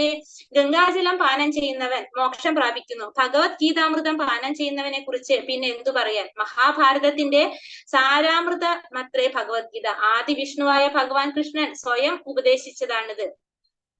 അപ്പൊ ഗംഗാജലം പാനം ചെയ്യുന്നതിന് മോക്ഷം പ്രാപിക്കുന്നു. അപ്പൊ ഭഗവത്ഗീതാമൃതം പാനം ചെയ്യുന്നതിനെ കുറിച്ച് പിന്നെ എന്താ പറയണ്ടത്? കാരണം നമ്മൾ പറഞ്ഞു നേരത്തെ ഗംഗാജലത്തിനേക്കാളും നമ്മൾ എന്ത് പറയണം? ഒന്നും കൂടി മുന്നില് ഇമ്പോർട്ടൻസ് നമ്മൾ എന്തിനു കൊടുക്കുന്നുണ്ട്? ഭഗവത്ഗീത കൊടുക്കുന്നുണ്ട്. അപ്പൊ അത് പഠിക്കുന്നവർക്ക് അപ്പൊ എന്താ നമ്മൾ പറയേണ്ടത്? അത്രയും ഇമ്പോർട്ടൻസ് എന്തിനുണ്ട്? ഭഗവത്ഗീതയ്ക്ക് ഉണ്ടെന്ന് എടുത്തെടുത്ത് ഓരോ പോയിന്റ്സിലും പറഞ്ഞുകൊണ്ടിരിക്കുകയാണ്. സർവോപനിഷദോ ഗാവോ തോക്ത ഗോപാല നന്ദനഃ പാർത്ഥോ വത്സ സുധീർ ഭോക്ത ദുഗ്ധം ഗീതാമൃതം മഹത്. സർവോപനിഷദോ ഗാവോ ദോക്ത ഗോപാല നന്ദനഃ പാർത്ഥ വത്സ സുധീർ ഭോക്ത ദുഗ്ധം ഗീതാമൃതം മഹത്. ഗീതോപനിഷത്ത് ഭഗവത്ഗീത എല്ലാ ഉപനിഷത്തുകളുടെയും സാരമാണ്. എല്ലാ ഉപനിഷത്തുകളും ഒരു പശുവിനെ പോലെയാണ്. ഗോപകുമാരൻ എന്ന് പ്രശസ്തനായ ഭഗവാൻ കൃഷ്ണൻ ആ പശുവിനെ കറക്കുന്നു. അർജുനൻ ഒരു പശുക്കിടാവിനെ പോലെയാണ്. പണ്ഡിതന്മാരും പരമഭക്തന്മാരും അമൃതതുല്യ ദുഗ്ധമായ ഭഗവത്ഗീത പാനം ചെയ്യുന്നു. അപ്പൊ ഇവിടെ ഭഗവത്ഗീത എന്താ പറഞ്ഞത്? നമ്മള് പശു ആയിട്ടും പിന്നെ ആരാണ്? പശുക്കുട്ടിയായിട്ടും അല്ലെ, പശുക്കിടാവായിട്ടും കമ്പയർ ചെയ്യാണ് അല്ലെ. അപ്പൊ പശുവിനെ കറക്കുന്നത് ആരാ? ഭഗവാനായിട്ടാണ്. ഭഗവാൻ ആ പാല് ആർക്ക് കൊടുക്കാണ്? പശുക്കിടാവിനെ പോലെ ആർക്ക് കൊടുക്കാണ്? അർജുനന് ആ ഇത് കൊടുക്കണം. എങ്ങനെയായിട്ട്? ആ ഭഗവത്ഗീത അത്രയും എന്താ പറയണേ? എന്താ പറഞ്ഞതിൽ ഉപനിഷത്ത് പശുവിനെ പോലെയാണ് അത് പറഞ്ഞാ ആ പാല് അത്രയും എല്ലാത്തിന്റെ നമ്മൾ പാലിന്റെ ഏറ്റവും ഗുണമായിട്ടുള്ള സംഭവം നമ്മൾ പറയില്ല. ഇപ്പൊ പാല് കുറെ നമ്മള് എന്താ പറയാ കുറുക്കി അതിനെ ചീസായിട്ട് എടുക്കുക, അല്ലെങ്കിൽ നമ്മള് പനീറൊക്കെ എടുക്കുമ്പോ അത്രയും നമ്മൾ ഈ പാലിന്റെ ഫുള്ള് സത്ത് നമ്മൾ എടുത്തു കഴിഞ്ഞാൽ എങ്ങനെയാ കിട്ടുക? അപ്പൊ അതേപോലെ ഒരു സത്തായിട്ടാണ് എന്ത് ഭഗവാൻ അത് ആർക്ക് കൊടുക്കുന്നത്? അർജുനന് കൊടുക്കുന്നത്. ഏകം ശാസ്ത്രം ദേവകീപുത്ര ഗീതം ഏകോ ദേവോ ദേവകീപുത്ര ഏവ ഏകോ മന്ത്രസ്തസ്യ നാമാനി യാനി കർമാപ്യേകം തസ്യ ദേവസ്യ സേവ. ഇക്കാലത്ത് ജനങ്ങൾ ഒരേയൊരു ധർമ്മഗ്രന്ഥത്തെയും ഒരേയൊരു ഈശ്വരനെയും ഒരേയൊരു മതത്തെയും ഒരേയൊരു പ്രവൃത്തിയെയും മാത്രം സ്വീകരിക്കാൻ ഉത്സുകരാണ്. ആകയാൽ ഏകം ശാസ്ത്രം ദേവകീപുത്ര ഗീതം, ഒറ്റ ഗ്രന്ഥം മാത്രം ഉണ്ടായിരിക്കട്ടെ. അതേതാണ്? നമുക്കറിയാം, ഭഗവത്ഗീത, ദേവകീപുത്രന്റെ ആ ഗീതം. ലോകത്തിന് പൊതുവായ ഏക ധർമ്മഗ്രന്ഥം ഭഗവത്ഗീത. ഏകോ ദേവോ ദേവകീപുത്ര ഏവ, സമസ്ത വിശ്വത്തിനും ഒരേ ഒരു ഈശ്വരൻ മാത്രം ഉണ്ടായിരിക്കട്ടെ. ശ്രീകൃഷ്ണൻ ഏകോ മന്ത്രസ്യ നാമാനിയാനി, ഒരേ ഒരു മന്ത്രം, ഒരേ പ്രാർത്ഥന, തന്നാമ സങ്കീർത്തനം. ഹരേ കൃഷ്ണ കൃഷ്ണ കൃഷ്ണ ഹരേ ഹരേ, ഹരേ രാമ രാമ രാമ ഹരേ ഹരേ. കർമാപ്യേകം തസ്യ ദേവസ്യ സേവ, ഒരൊറ്റ പ്രവൃത്തി മാത്രം ഉണ്ടായിരിക്കട്ടെ. എന്താണ്? പരമദിവ്യോത്തമ പുരുഷനായിട്ടുള്ള സേവനം, ഭഗവാന് സേവനം ചെയ്യാന്നുള്ളതായിരിക്കണം നമ്മളുടെ പ്രവൃത്തി. ഒരേ ഒരു മന്ത്രം നമ്മൾ ചൊല്ലുന്നത് എന്താണ്? ഹരേ കൃഷ്ണ മഹാമന്ത്രം. ഒരേ ഒരു ഗ്രന്ഥം നമ്മളുടെ ഇതാണ് ഭഗവത്ഗീത, അത് ഭഗവാന്റെ വാണി. അപ്പൊ അതാണ് നമ്മള് പറഞ്ഞിരിക്കുന്ന ശ്ലോകം. അത് കഴിഞ്ഞിട്ട് നമ്മൾ അധ്യായം, അപ്പൊ നമ്മൾ ഭഗവത്ഗീത പഠിക്കുന്നതിന് മുന്നേ അതിന്റെ ഒരു പ്രത്യേകതകൾ, അതിനുള്ള സവിശേഷതകൾ, ആ ഗ്രന്ഥത്തിനെ കുറിച്ചിട്ട് കുറച്ച് നമ്മൾ പറഞ്ഞില്ല, അതിനൊക്കെ എന്തൊക്കെ സ്പെഷ്യാലിറ്റി അതിനുണ്ട്, അതാണ് ഇപ്പൊ നമ്മൾ നോക്കിയത്. ഇനിയിപ്പോ നമ്മൾ അധ്യായത്തിലേക്ക് കടക്കാണ്. അധ്യായം 1 അർജുന വിഷാദ യോഗം. അധ്യായം 1ന്റെ പേര് അർജുന വിഷാദ യോഗം എന്നാണ് പ്രഭാത് സ്വാമി കൊടുത്തിരിക്കുന്നത്.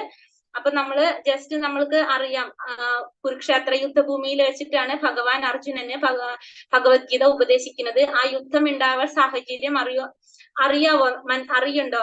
എങ്ങനെയാണ് നമുക്ക് വെച്ചിട്ടുണ്ടെങ്കിൽ, ധൃതരാഷ്ട്ര പാണ്ഡവന്മാരും പാണ്ഡവരും ധൃതരാഷ്ട്രം വന്നിട്ട് പാണ്ഡവർക്ക് എന്താണ്, അവർക്ക് അവകാശപ്പെട്ട സ്ഥലം, രാജ്യം കൊടുത്തില്ല. രാജ്യം ചോദിച്ചു, ഗ്രാമം ചോദിച്ചു, ഒന്നും കൊടുത്തില്ല എന്ന് പറഞ്ഞു. അങ്ങനെയാണ് നമുക്ക് യുദ്ധത്തിന്റെ ഒരു ആവശ്യകത വരുന്നത്. അങ്ങനെയാണ് യുദ്ധം തുടങ്ങുന്നത്. അപ്പൊ ആരാണ് മീഡിയേറ്റർ ആയിട്ട് നമ്മളെ ഭഗവാൻ കൃഷ്ണൻ നോക്കി, പക്ഷെ നടന്നില്ല. അങ്ങനെ ലാസ്റ്റ് യുദ്ധത്തിന്റെ ഒരു അവസ്ഥയിലേക്ക് വന്നു പോവാണ് ചെയ്യുന്നത്. അതാണ് നമ്മൾ ലെവൽ 2 വരുമ്പോ ഇത്തിരി കൂടി അതിന്റെ കാര്യങ്ങൾ പറയും. പക്ഷെ നമുക്കിപ്പോ ഇത് അത്രയും ഡീറ്റെയിൽ ആയിട്ട് പറയാൻ പറ്റാത്തത് കൊണ്ട് നമ്മൾ ജസ്റ്റ് ഒന്ന് പറഞ്ഞെന്നുള്ളൂ. അപ്പൊ അങ്ങനെയാണ്. അപ്പൊ ഫസ്റ്റത്തെ ശ്ലോകം 700 ശ്ലോകത്തിലെ ആദ്യത്തെ ശ്ലോകമാണ്. ധൃതരാഷ്ട്ര പറയുന്ന ഒരേ ഒരു ശ്ലോകമാണ് ഇതില്. ധൃതരാഷ്ട്ര പറയാണ്, ധൃതരാഷ്ട്ര ഉവാച ധർമ്മക്ഷേത്രേ കുരുക്ഷേത്രേ സമവേതായുത്സവഃ മാമകാ പാണ്ഡവാശ്ചൈവ കിമ കുർവത സഞ്ജയ. ധൃതരാഷ്ട്ര പറഞ്ഞു, ഹേ സഞ്ജയ. സഞ്ജയന്റെ അടുത്ത് ചോദിക്കുകയാണ്, പുണ്യസ്ഥലമായ കുരുക്ഷേത്ര യുദ്ധത്തിൽ യുദ്ധോത്സുകരായി ഒന്നിച്ചുകൂടിയ എന്റെ മക്കളും പാണ്ഡുപുത്രരും എന്തു ചെയ്തു? അപ്പോ ഫസ്റ്റത്തെ ശ്ലോകത്തില് ധൃതരാഷ്ട്ര ചോദിക്കുന്ന ഒരേ ഒരു ചോദ്യം എന്താണ് ചോദിക്കുന്നത് വെച്ചിട്ടുണ്ടെങ്കിൽ, പുണ്യസ്ഥലമായിട്ടുള്ള കുരുക്ഷേത്ര യുദ്ധഭൂമിയിലാണ് യുദ്ധം നടക്കുന്നത്. അപ്പൊ യുദ്ധത്തിന് വേണ്ടിയിട്ട് ഒന്നിച്ചു കൂടിയിട്ടുള്ള എന്റെ മക്കൾ ആരായിരിക്കും?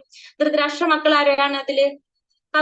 കൗരവരല്ലേ, ദുര്യോധനും അവരൊക്കെയാണ് ധൃതരാഷ്ട്ര മക്കള്. പിന്നെ പാണ്ഡുവിന്റെ മക്കൾ എന്ന് വെച്ചിട്ടുണ്ടെങ്കിൽ നമ്മളെ പഞ്ചപാണ്ഡവര്. അവരും എന്താണ് ചെയ്യുന്നത്? അതായത് എന്റെ എന്നുള്ളൊരു സ്വാർത്ഥതയാണ് അവിടെ കാണിക്കുന്നത്. കാരണം എന്റെ എന്നുള്ളൊരു സ്വാർത്ഥത ഉള്ള കാരണം കൊണ്ടാണ് സത്യത്തിൽ ഈ യുദ്ധം തന്നെ നടക്കുന്നത്.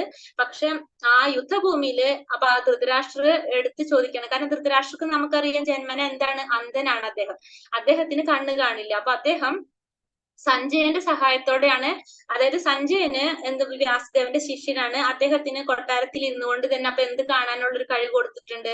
യുദ്ധഭൂമിയിൽ നടക്കുന്ന കാര്യങ്ങൾ കാണാനായിട്ട് സാധിക്കും. അപ്പൊ സഞ്ജയന്റെ ത്രൂ ആണ് ധൃതരാഷ്ട്ര ഈ കാര്യങ്ങളൊക്കെ അറിയുന്നത്. അപ്പൊ അങ്ങനെയാണ് ഈ ഒരു ഭഗവത്ഗീതയിലെ ഇതൊക്കെ നമ്മൾ മനസ്സിലാക്കിക്കൊണ്ടിരിക്കുന്നത്.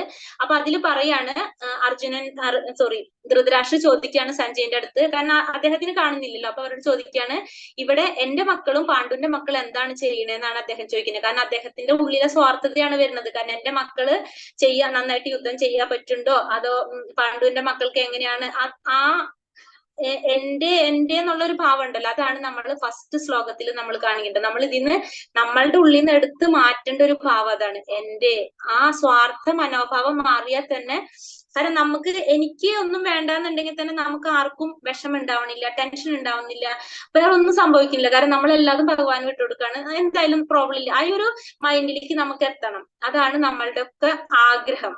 അതിനു വേണ്ടിയിട്ടാണ് നമ്മളൊക്കെ ശ്രമിക്കുന്നത്. ഹരേ കൃഷ്ണ. അപ്പൊ ഒന്നാമത്തെ ശ്ലോകം അങ്ങനെ ചോദിച്ചു പറയുന്ന. അപ്പൊ എല്ലാ ശ്ലോകങ്ങളും നമ്മൾ പറയുന്നില്ല, ചില ശ്ലോകങ്ങൾ എടുത്ത്, കാരണം 1 മണിക്കൂറാണല്ലോ നമ്മളുടെ ക്ലാസ്. അപ്പൊ അത്രയും ശ്ലോകസിലാണ് നമ്മൾ പോകുന്നത് കേട്ടോ. അപ്പൊ രണ്ടാമത്തെ ശ്ലോകം ഇട്ടിട്ട് മൂന്നാമത്തെയാണ് പിന്നെ പറയുന്നത്. പാശ്ചൈത്താം പാണ്ഡുപുത്രാണാം ആചാര്യ മഹതീം ചമൂം വ്യൂഢാം ദ്രുപദപുത്രേണ തവ ശിഷ്യേണ ധീമത. അല്ലയോ ആചാര്യ, അങ്ങയുടെ ശിഷ്യനും ബുദ്ധിശാലിയുമായ ദ്രുപദപുത്രൻ ഒരുക്കി നിർത്തിയിട്ടുള്ള ഈ മഹത്വായ പാണ്ഡവ സൈന്യത്തെ ഒന്ന് നോക്കൂ. ഇത് ആരായിരിക്കും പറയുന്നത്? അറിയാവോ ആർക്കെങ്കിലും പറയാനായിട്ട്? ഇത് ആരായിരിക്കും ഇത് പറയുന്നത്? അറിയുണ്ടോ? ദുര്യോധനനാണ്. ദുര്യോധനൻ പറയാണ് അല്ലെ. കാരണം വെച്ചിട്ടുണ്ടെങ്കില് ദുര്യോധനന്റെ മുഖഭാവമാണ് നമ്മൾ ഈ പിക്ചറിൽ നോക്കിയത്. ദുര്യോധനൻ പറയാൻ എന്താണ്? അല്ലയോ ആചാര്യ, അങ്ങയുടെ ശിഷ്യനും ബുദ്ധിശാലിയായ ദ്രുപദപുത്രൻ. ദ്രുപദപുത്രൻ എന്ന് പറയുന്നത് എന്തുകൊണ്ടാണ്? അതായത് നമ്മൾ എരുതിയിൽ എണ്ണ ഒഴിക്കാന്ന് പറഞ്ഞിട്ടില്ല, അതേപോലെ. കാരണം വെച്ചിട്ടുണ്ടെങ്കില് ഇവിടെ ഇവരായിട്ട് ദ്രുപദനായിട്ട് ഇവരെ ഗുരുവിന് ഒരു ചെറുപ്പത്തിലെ ഒരു എന്താ പറയണത്, ഒരു പഠിക്കുന്ന സമയത്ത് അവർ തമ്മിലൊരു പഠിക്കുന്ന സമയത്ത് അവരൊരു വാക്ക് പറഞ്ഞിട്ടുണ്ടായിരുന്നു. കാരണം വെച്ചിട്ടുണ്ടെങ്കിൽ ഇദ്ദേഹത്തിന് ആരാണ് ദ്രുപദൻ രാജാവാകുമ്പോ സ്ഥലം കൊടുക്കുക എന്ന് വെച്ചാൽ പകുതി രാജ്യം കൊടുക്കുക, രാജാവാക്കാന്നൊക്കെ പറഞ്ഞിട്ടുണ്ടായിരുന്നു. അപ്പൊ അങ്ങനത്തെ കുറച്ച് ഇതുകൾ വന്നു. പക്ഷെ അതിനുശേഷം അദ്ദേഹം അത് വലുതായി, അത് കഴിഞ്ഞ് അവരത് വിട്ടു കളഞ്ഞു, അതായത് മൈൻഡേ ചെയ്താണ്ട് പോയി. അപ്പൊ അതിലൊരു വാശി വന്നു, അങ്ങനെയൊക്കെ സംഭവിച്ചിട്ടുണ്ടായിരുന്നു. പക്ഷെ എന്നാലും ആ വാശി ഇദ്ദേഹം എവിടെ കാട്ടിയില്ല. ഈ അദ്ദേഹത്തിന്റെ ജോലി എന്താണ്? എല്ലാവർക്കും വിദ്യ കൊടുക്കുക എന്നുള്ളതാണല്ലോ. അത് ദ്രോണർ ചെയ്തില്ല അത്. പക്ഷെ എന്താ ചെയ്യുന്നത്? അതിന് പകരം ഈ ദ്രുപദന്റെ പുത്രൻ ദൃഷ്ടദ്യുമ്നൻ എന്ത് ചെയ്തു? എല്ലാ വിദ്യകളും പഠിപ്പിച്ചു. പക്ഷെ ഇപ്പൊ അദ്ദേഹമാണ് പാണ്ഡവ സൈന്യത്തെ നയിക്കുന്നത്. അപ്പൊ എന്താണ് പറഞ്ഞത്? അപ്പൊ ദുര്യോധനൻ പറയാണ്, ഞങ്ങളെയും അദ്ദേഹത്തിന് എല്ലാവരെയും പഠിപ്പിച്ചിട്ട് ഇപ്പൊ എന്താ സംഭവിച്ചത്? ഞാനിപ്പോ നിങ്ങളുടെ കൂടെ നമ്മൾ ഒരുമിച്ചുണ്ട്, പക്ഷെ അപ്പുറത്ത് ഈ പഠിപ്പിച്ച വിദ്യ ഉപയോഗിച്ച് പാണ്ഡവരെ സഹായിച്ചിട്ട് നമുക്ക് ഓപ്പോസിറ്റ് നിന്നിട്ട് ചെയ്യാണ് ചെയ്യുന്നത്. അപ്പൊ ശരിക്കും പറഞ്ഞു കഴിഞ്ഞാല് ആ ശിഷ്യൻ എന്താ ചെയ്യുന്നത്? ശിഷ്യനല്ല, സോറി, ഗുരുവിന്റെ അടുത്ത് എരുതിയിൽ എണ്ണ ഒഴിച്ചു കൊടുക്കാന്ന് പറയില്ല നമ്മള്, ആ ഒരു വാശി കൂട്ടാൻ വേണ്ടിയിട്ട്. അതൊന്ന് ശ്രദ്ധിച്ചോളൂ. ഇനിയിപ്പോ ഈ അവരെ സൈന്യത്തിനെ നോക്കിയാൽ നമ്മൾ പറഞ്ഞു കൊടുത്ത് പഠിപ്പിച്ച് ഗുരു പറഞ്ഞു കൊടുത്ത് മുഴുവനും വെച്ചിട്ട് അദ്ദേഹം അവരെ സൈന്യത്തിനെ നയിക്കുകയാണ് ചെയ്യുന്നത്. അപ്പൊ ഇൻഡയറക്റ്റ് ആയിട്ട് ഗുരുവിന്റെ മനസ്സിലൊരു ദേഷ്യം ഉണ്ടാക്കുക. അന്നല്ലല്ലോ ഒന്നും കൂടി നന്നായിട്ട് പ്രവർത്തിക്കാൻ. ഭയങ്കര കുറുക്കിട് മൈൻഡ് ആണല്ലോ ദുര്യോധനന്. അതാണ് അവിടെ അദ്ദേഹം ചെയ്യുന്നത് ഇരുന്നിട്ട്. അപ്പൊ അടുത്തതിൽ പറഞ്ഞിട്ട് പാഞ്ചജന്യം ഋഷികേശോ ദേവദത്തം ധനഞ്ജയ പൗണ്ഡ്രം ദത്മൗ മഹാശങ്കം ഭീമകർമാവൃകോദരഃ. കൃഷ്ണ ഭഗവാൻ പാഞ്ചജന്യം എന്ന ശംഖമൂതി. അർജുനൻ ദേവദത്തവും ദുഷ്കര കർമ്മങ്ങളിൽ മുന്നിൽ നിൽക്കുന്നവനും ഭോജനപ്രിയനുമായ ഭീമൻ പൗണ്ഡ്രം എന്ന ശംഖം മുഴക്കി. അപ്പോ ഇതില് ഓരോരുത്തരുടെ ശംഖിനെ കുറിച്ചാണ് പറയുന്നത്. ഭഗവാന്റെ ശംഖാണ് പാഞ്ചജന്യം, അർജുനന്റെ ദേവദത്തം, പിന്നെ ഭീമന്റെ ശംഖ് പൗണ്ഡ്രം. അപ്പൊ ഓരോരുത്തരും അവരവരുടെ ശംഖുകള് മുഴക്കി എന്നാണ് പറയുന്നത്. അപ്പൊ ശംഖിന്റെ സൗണ്ട് നമുക്കറിയാല്ലേ, അത്രയും സൗണ്ടിലാണ്. അപ്പൊ എല്ലാവരും ശംഖ് മുഴക്കുമ്പോ അവിടത്തെ ഒരു എന്താ പറയുക ആ സൗണ്ട് ഒന്ന് ആലോചിച്ച് നോക്കി, എത്ര ഇതാണ്. പിന്നെയുണ്ട് അനന്ത വിജയം രാജ കുന്തി പുത്രോ യുധിഷ്ഠിരഃ നകുല സഹദേവശ്ച സുഘോഷാമണി പുഷ്പകൗ കാശ്യശ്ച പരമേശ്വാസ ശിഖണ്ഡി ച മഹാരഥഃ ദൃഷ്ടദ്യുമ്നോ വിരാടശ്ച സാത്വികീശ്ചാപരാജിതഃ ദ്രുപദോ ദ്രൗപദേയശ്ച സർവശ്ച പൃഥിവീപതേ സൗഭദ്രശ്ച മഹാബാഹോ ശംഖാൻ ദത്മ പൃഥക് പൃഥക്. എന്താ പറയുന്നത്? കുന്തിപുത്രനായ യുധിഷ്ഠിരൻ അനന്ത വിജയം എന്ന ശംഖൂതി. അപ്പൊ യുധിഷ്ഠിരന്റെ ശംഖാണ് പറയുന്നത് അനന്ത വിജയം. നകുല സഹദേവന്മാര് സുഘോഷാമണി പുഷ്പകം, അവരുടെ രണ്ടുപേരുടെ ശംഖുകളെ പറ്റി പറയാണ്. ഈ പേരുകളൊക്കെ ജസ്റ്റ് പഠിച്ചു വെച്ചോളൂ, നമുക്ക് അറിയാലോ, അതൊക്കെ അറിയുന്നത് നല്ലതല്ലേ. വില്ലാളി വീരനായ കാശിരാജാവും മഹാരഥനായ ശിഖണ്ഡിയും ദൃഷ്ടദ്യുമ്നൻ, വിരാടൻ, തോൽവി പിണയാത്ത സാത്വികി, ദ്രുപദൻ, ദ്രൗപദീ പുത്രന്മാർ, മഹാബാഹുവായ സുഭദ്രാപുത്രൻ എന്നിവരും ശംഖനാദം മുഴക്കി. അപ്പൊ എല്ലാവരും ശംഖനാദം മുഴക്കി എന്നുള്ളതാണ് നമ്മളിവിടെ ഓരോരുത്തരുടെ ശംഖുകൾ എടുത്ത് പറഞ്ഞിട്ടുണ്ട്. മെയിൻ ആയിട്ടുള്ള അല്ലാത്തവരെല്ലാവരും ശംഖനാദം മുഴക്കി എന്ന് പറയാണ്. അടുത്തത് പറഞ്ഞിട്ട് സാഘോഷ ധാർതരാഷ്ട്രാണാം ഹൃദയാനി വിതാരയത് നഭശ്ച പൃഥിവീം ചൈവ തുമൂലോഭ്യനുനാഥയൻ. വിവിധ ശംഖങ്ങളിൽ നിന്നുയർന്ന ഈ നാദഘോഷം ഭൂമിയിലും അന്തരീക്ഷത്തിലും മാറ്റൊലികൊണ്ടു ധൃതരാഷ്ട്രപുത്രന്മാരുടെ ഹൃദയം പിളർക്കുകയുണ്ടായി. കാരണം എല്ലാവരും ശംഖുകൾ ഊതി അല്ലെ. അപ്പൊ ഈ ശംഖുകൾ ഊതിയപ്പോ ഭൂമിയിലും നമുക്കറിയാം, ഒരു അമ്പലത്തിൽ തന്നെ നമുക്കൊരു ശംഖ് ഊതുമ്പോ അതിന്റെ സൗണ്ട് എങ്ങനെയാണെന്ന്. അപ്പൊ എല്ലാവരും ശംഖ് ഊതുമ്പോ അതും എല്ലാ ശംഖുകളും ഭയങ്കര പ്രത്യേകതകളുള്ള ശംഖുകളാണ്. അപ്പൊ അതിന്റെ സൗണ്ട് അന്തരീക്ഷത്തിലും ഭൂമിയിലൊക്കെ മാറ്റലിക്കൊണ്ട് ധൃതരാഷ്ട്രപുത്രന്മാരുടെ ഹൃദയം പിളർപ്പുണ്ടായി. ധൃതരാഷ്ട്രപുത്രന്മാരാരാണ്? കൗരവന്മാരല്ല. അവർക്കൊക്കെ എന്താണ്? അവർക്ക് പേടിയായി. കാരണം അവരുടെ ഉള്ളിൽ എന്തുണ്ട്? ഭഗവാനാണ് ഇവരുടെ പക്ഷത്തുള്ളതെന്ന് അവർക്കൊരു ധാരണ ഉള്ളിലുണ്ട്. അതുകൊണ്ട് ധൃതരാഷ്ട്രപുത്രന്മാർ പുറത്ത് ധൈര്യം കാട്ടുണ്ടെങ്കിലും അവരുടെ ഉള്ളിൽ ആ ഒരു പേടിയുണ്ട്. അവര് ജയിക്കോ ഇല്ല എന്നുള്ളൊരു പേടി അവർക്കുണ്ട്. അതുകൊണ്ട് അവരുടെ മനസ്സിൽ എന്തുണ്ടായി? അവർക്ക് ഹൃദയം പിളർക്കുകയും അവർക്ക് ആ ഒരു പേടി അവർക്ക് ഫീൽ ചെയ്തു. അർജുന ഉവാച സേനയോരുഭയോർമധ്യേ രഥം സ്ഥാപയമച്യുത യാവദേതാൻ നിരീക്ഷേഹം യോതു കാമാനവസ്ഥിതാൻ കർമ്മയാ സഹയോധാവ്യമസ്മിൻ രണസമുദ്യമേ. അർജുനൻ പറയാണ്, ഹേ അച്യുത. അച്യുതൻ എന്ന് വെച്ചാൽ ആരാണ് വിളിക്കുന്നത്? ഭഗവാനെയാണ് വിളിക്കുന്നത്. അച്യുത, അച്യുതി അഥവാ വീഴ്ച പറ്റാത്തവനെ ഭഗവാനെ വിളിക്കുകയാണ് അച്യുത. ഇരു സൈന്യങ്ങൾക്കും മധ്യത്തിലായി എന്റെ തേര് കൊണ്ട് നിർത്തുക. ആരൊക്കെയാണ് യുദ്ധകാംക്ഷികളായി ഇവിടെ വന്നിട്ടുള്ളതെന്ന് ഞാനൊന്ന് കാണട്ടെ. ഭഗവാന്റെ അടുത്ത് അർജുനൻ പറയാണ് എന്താണ്? ഭഗവാനെ നല്ല വിളിക്കുന്ന അച്യുത എന്ന് പറയുന്നത്. ചുതി പറ്റാത്തവനെ ഇവിടെ എടുത്തു പറയുന്നുണ്ട്. ചുതി പറ്റാത്തവനെ എന്ന് പറയാൻ കാരണം എന്ന് വെച്ചിട്ടുണ്ടെങ്കിൽ അർജുനൻ ആരാണ്? ഭഗവാൻ ആരാണ്? ഭഗവാൻ എന്താണ്? ഈ ലോകത്തിന്റെ നാഥനാണ് ഭഗവാൻ, അല്ലെ? പക്ഷേ അർജുനനോ? ഭഗവാൻ ഇപ്പൊ ശിഷ്യനല്ല, പക്ഷെ സുഹൃത്താണ്. പക്ഷെ അർജുനനും ഭഗവാനും തമ്മിൽ വ്യത്യാസം ഉണ്ടല്ലോ. ഭഗവാൻ ആരാണ്? ലോകത്തിന്റെ നാഥൻ. പക്ഷെ അർജുനൻ ആ ലോകത്തിലുള്ള ഒരു മനുഷ്യന്, അല്ലെ? അങ്ങനെയല്ലേ പറയുന്നത്. അപ്പൊ എന്താ സംഭവിക്കുന്നത്? ആ അർജുനൻ ഭഗവാന്റെ അടുത്ത് പറയാണ് ആ രണ്ട് സൈന്യത്തിന്റെ നടുക്ക് കൊണ്ടിട്ട് തേര് നിർത്താനായിട്ട്. അപ്പൊ ഇത്രയും വലിയൊരാളാണ് ഭഗവാൻ, അല്ലെ? പക്ഷെ ഭഗവാൻ അർജുനൻ എന്താണ് പറയുന്നത് അത് അതേപോലെ അനുസരിക്കുക ചെയ്യുന്നത്. ഇപ്പൊ നമ്മളാണെങ്കിൽ നമ്മളിപ്പോ ഒരു വലിയൊരു പൊസിഷനിൽ ഇരിക്കുകയാണെങ്കിൽ നമ്മളെ താഴെയുള്ള ഒരാൾ നമ്മളോട് എന്തെങ്കിലും പറയുകയാണെങ്കിൽ നമ്മൾ വിചാരിക്കും ഞാൻ എന്തിനാ ചെയ്യണേ, ഞാൻ അവരെക്കാൾ ഉയർന്ന പോസ്റ്റിലിരിക്കുന്ന വ്യക്തിയല്ലെന്ന്. പക്ഷെ ഭഗവാൻ അങ്ങനെയല്ല. അതുകൊണ്ടാണ് അവിടെ അച്യുതി പറ്റാത്തവനെ, വീഴ്ച പറ്റാത്തവനെ എന്ന് പറയുന്നതിന്റെ കാരണം ഏതൊരു സാഹചര്യത്തിലും എങ്ങനത്തെ ഒരു സംഭവത്തിലും ഭഗവാൻ ഒരിക്കലും അങ്ങനെ ചുതി സംഭവിക്കുന്നില്ല, ആ വീഴ്ച പറ്റുന്നില്ല. നമ്മൾക്ക് ഉണ്ടാവുന്ന ആ ഒരു വീഴ്ച ഭഗവാൻ അത് സംഭവിക്കുന്നില്ല. ഭഗവാൻ ഭക്തന് വേണ്ടിയിട്ട് ഭഗവാൻ എന്തും ചെയ്യുന്നതാണ് ഭഗവാൻ. അപ്പൊ അതാണ് നമ്മൾ എടുത്തു പറയുന്നത് ഇവിടെ അച്യുത എന്ന് പറഞ്ഞിട്ട് പറയുന്നത്. അപ്പൊ യുദ്ധത്തിനായിട്ട് വന്നിട്ടുള്ള ആരൊക്കെ ഒന്ന് കാണട്ടെ എന്ന് ഭഗവാന്റെ അടുത്ത് അർജുനൻ പറയാണ്. ശരീരേ മേ രോമഹർഷശ്ച ഛായതേ ഗാണ്ഡീവം സംസതേ ഹസ്താത്യക്ചൈവ പരിദഹ്യതേ. എന്റെ ശരീരം വിറയ്ക്കുകയും രോമാഞ്ചമുണ്ടാവുകയും ചെയ്യുന്നു. എന്റെ വില്ല് ഗാണ്ഡീവം കയ്യിൽ നിന്ന് വഴുതുന്നു, തൊലി ചുട്ടുനീറുന്നു. അപ്പോ നമുക്കറിയാം ഇപ്പൊ രണ്ട് എന്താ പറയുക സൈന്യത്തിന്റെ നടുക്ക് കൊണ്ട് നിർത്തിയ പറഞ്ഞു അർജുനൻ, അല്ലെ? അർജുനൻ നിർത്തിയപ്പോ എന്താണ്? അർജുനൻ അറിയാൻ രണ്ട് സൈഡിലും വന്ന് നിൽക്കുന്നത് ആരാണ്? ബന്ധുക്കാരും കുടുംബക്കാരും സഹോദരങ്ങളും എല്ലാവരും. പിന്നെ ആരാണ്? ഗുരുവുണ്ട്, അങ്ങനെയുള്ളവരാണ്, പിതാമഹന്മാർ, ഇവരൊക്കെയാണുള്ളത്, അല്ലെ? അപ്പോ ഇവരൊക്കെ കണ്ടപ്പോ എന്താ സംഭവിച്ചത്? അർജുനന്റെ ശരീരം വിറയ്ക്കുകയും രോമാഞ്ചം ഉണ്ടാവുകയും ചെയ്യുന്നു. എന്റെ വില്ല്, അതായത് അർജുനന്റെ വില്ലിന്റെ പേരെന്താണ്? ഗാണ്ഡീവം കയ്യിൽ നിന്ന് വഴുതുന്നു, തൊലി ചുട്ടു നീറുന്നു. അപ്പൊ ഇത് കണ്ടപ്പോ അർജുനന് ഭയങ്കര വിഷമായി. കാരണം നമ്മളുടെ സ്വന്തം കൂടപ്പിറപ്പും നമ്മൾ ഇത്രയും നാളും ഒരുമിച്ച് കളിച്ച് വളർന്ന് വലുതായിട്ടുള്ള സ്വന്തം വീട്ടിലത്തെ ആളുകളാണ് ഈ യുദ്ധത്തിന് അപ്പുറത്തും വന്ന് നിന്ന് യുദ്ധം ചെയ്യുന്നത്. അത് കണ്ടപ്പോ അർജുനന് വളരെ വിഷമായിട്ട് കയ്യിൽ നിന്ന് ഗാണ്ഡീവം, അർജുനന്റെ വില്ലിന്റെ പേരാണ് ഗാണ്ഡീവം കയ്യിൽ നിന്ന് വഴുതി വീണ്. നച്ചാ ശക്നോമ്യവസ്ഥാതും ഭ്രമതീവാച മേ മനഃ നിമിത്താനി ച പശ്യാമി വിപരീതാനി കേശവ. എനിക്ക് ഇപ്പോൾ ഉറച്ചു നിൽക്കാൻ കൂടി സാധിക്കുന്നില്ല. ഞാൻ എന്നെ തന്നെ മറന്നു പോകുന്നു, മനസ്സ് ചുറ്റിക്കറങ്ങുന്നു. അല്ലയോ കൃഷ്ണ, കേശവ, കേശി എന്ന അസുരനെ വധിച്ചവൻ, ദൗർഭാഗ്യ ലക്ഷണങ്ങളാണ് ഞാൻ എമ്പാടും കാണുന്നത്. അർജുനന് വന്നു കൃഷ്ണന്റെ അടുത്ത് പറഞ്ഞിട്ട് കൊണ്ട് നടുക്ക് നിർത്തി. ഇപ്പൊ അവിടെ ഉള്ളവരൊക്കെ കണ്ടപ്പോ അർജുനന്റെ പ്രോബ്ലം എന്തായി മാറി? അർജുനന് ഒന്നും ചെയ്യാൻ പറ്റണില്ല. അർജുനനെ തന്നെ മറന്നുപോയി. അർജുനന്റെ മനസ്സൊക്കെ കയ്യിൽ നിന്ന് പോയി. അപ്പൊ ഭഗവാന്റെ അടുത്ത് പറയാണ്, ഞാൻ ചുറ്റും കാണുന്നത് ദൗർഭാഗ്യ ലക്ഷണങ്ങളാണ് ഞാൻ ചുറ്റും കാണുന്നത്. എനിക്ക് ഇവിടെ നിൽക്കാനോ എനിക്ക് യുദ്ധം ചെയ്യാനോ സാധിക്കുന്നില്ല. അർജുനൻ തീർത്ത് പറയാണ്, എനിക്ക് ഒന്നും ചെയ്യാൻ പറ്റുന്നില്ല.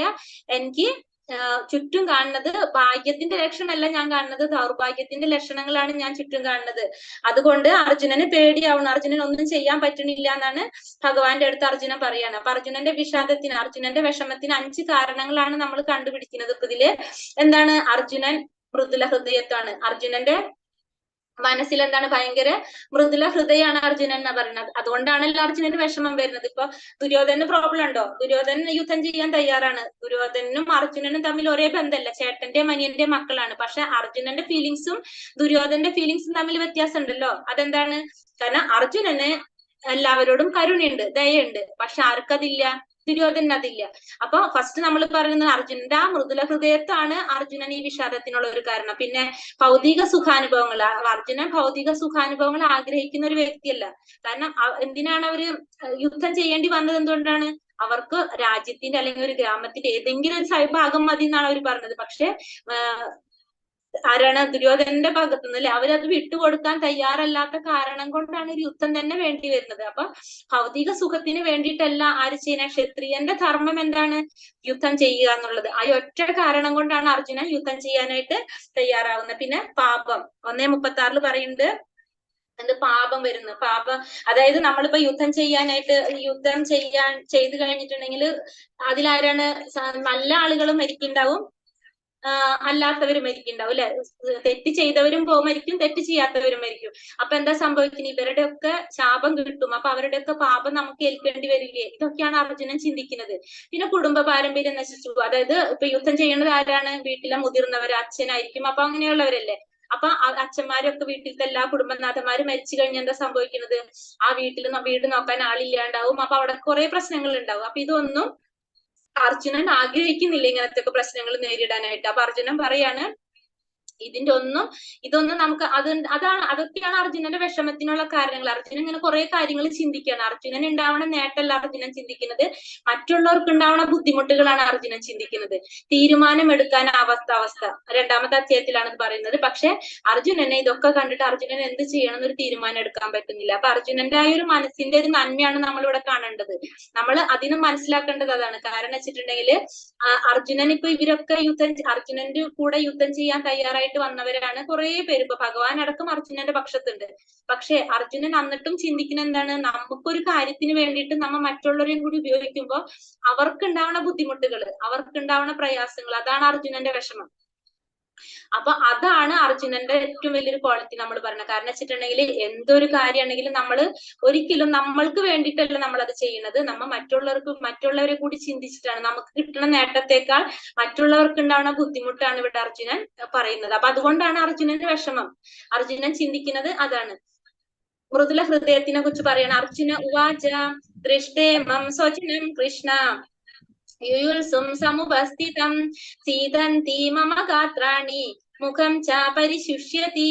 അർജുനൻ പറഞ്ഞു, യുദ്ധത്തിന് ഒരുങ്ങി വന്നിട്ടുള്ള ഈ ബന്ധുമിത്രാദികളെ കണ്ടിട്ട് എന്റെ അവയവങ്ങൾ തളരുന്നു, മുഖം വരളുന്നു.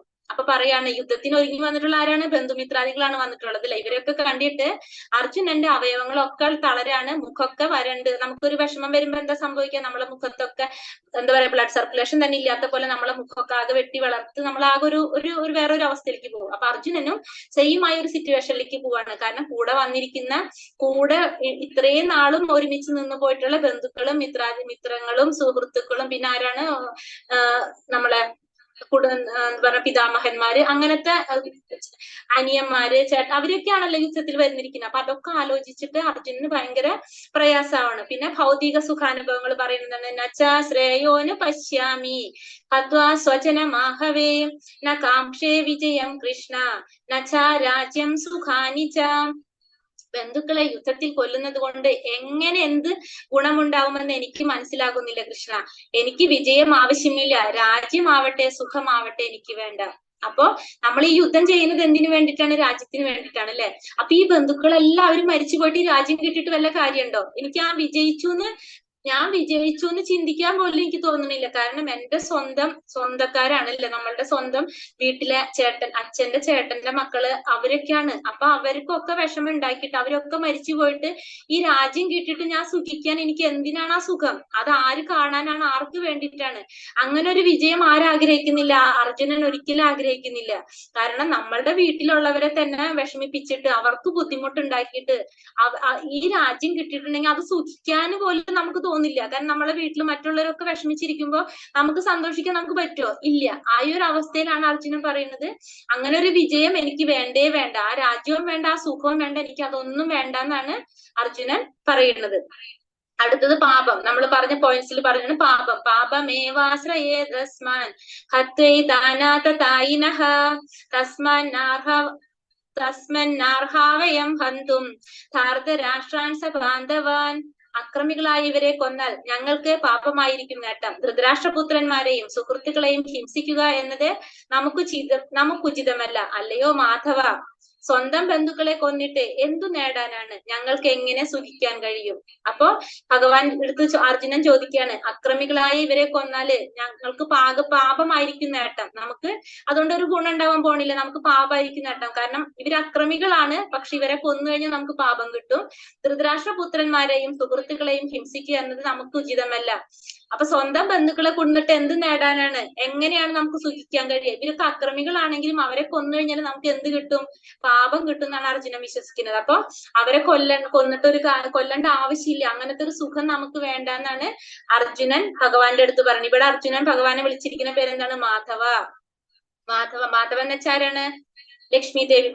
ലക്ഷ്മി ദേവിയുടെ പതിയാണ്. അതുകൊണ്ട് മാധവൻ ഭഗവാനെ പറയാണ്. അപ്പൊ പറയാണ്, ബന്ധുക്കളെ കൊന്നിട്ട് നമുക്കൊന്നും ചെയ്യാനില്ല, അതുകൊണ്ട് അങ്ങനത്തെ ഒരു സുഖം നമുക്ക് വേണ്ട എന്നാണ് അർജുനൻ പറയുന്നത്. അപ്പൊ ഇതിൽ പറയാണ്, നമ്മൾ ഇപ്പൊ ഈ ശ്ലോകത്തിൽ നമ്മളോട് പറഞ്ഞ അക്രമികളായ ഇവരെ കൊന്നാൽ ഞങ്ങൾക്ക് പാപമായിരിക്കും നേട്ടം.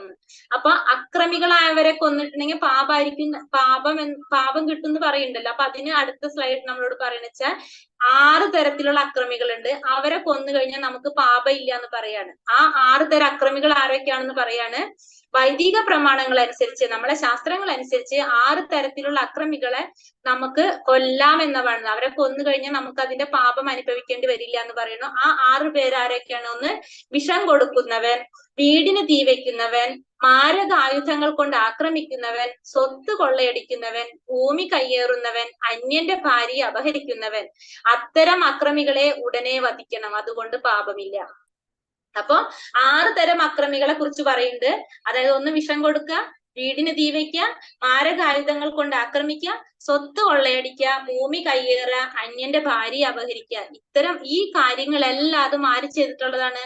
ഈ പറഞ്ഞ ദുര്യോധനാദികൾ, അതായത് അവർ ചെയ്തിട്ടുണ്ട് അല്ലെ, അവരവർ ചെയ്തിട്ടുണ്ട്. അപ്പൊ അത് കാരണം കൊണ്ട് ഇവരെ കൊല്ലുന്നതിൽ യാതൊരു പാപവും ഇല്ല, ഇവരെയൊന്നും നമുക്ക് പാപം കിട്ടാൻ പോകുന്നില്ല. കാരണം ഇവരെന്താണ്? ഇവരൊക്കെ അക്രമികളാണ്. അപ്പൊ അതാണ് പറയണത്, നമ്മൾ അതിനെ പറ്റിയിട്ട് ചിന്തിക്കേണ്ട, അത് ടെൻഷൻ അടിക്കേണ്ട ആവശ്യമില്ല എന്നുള്ളതാണ് പറഞ്ഞത്. ആ ഒരു പാപം നമുക്ക് ഏൽക്കാനായിട്ട് പോകുന്നില്ല. കാരണം ഇവർ ഓൾറെഡി അക്രമികളാണ്. നമ്മളുടെ ഇതിൽ പറയുന്നുണ്ട് ശാസ്ത്രത്തില്, ഈ അങ്ങനത്തെ അക്രമികളെ വധിച്ചു കഴിഞ്ഞാല് അതിന്റെ പാപം നമുക്ക് ഏൽക്കുന്നില്ല.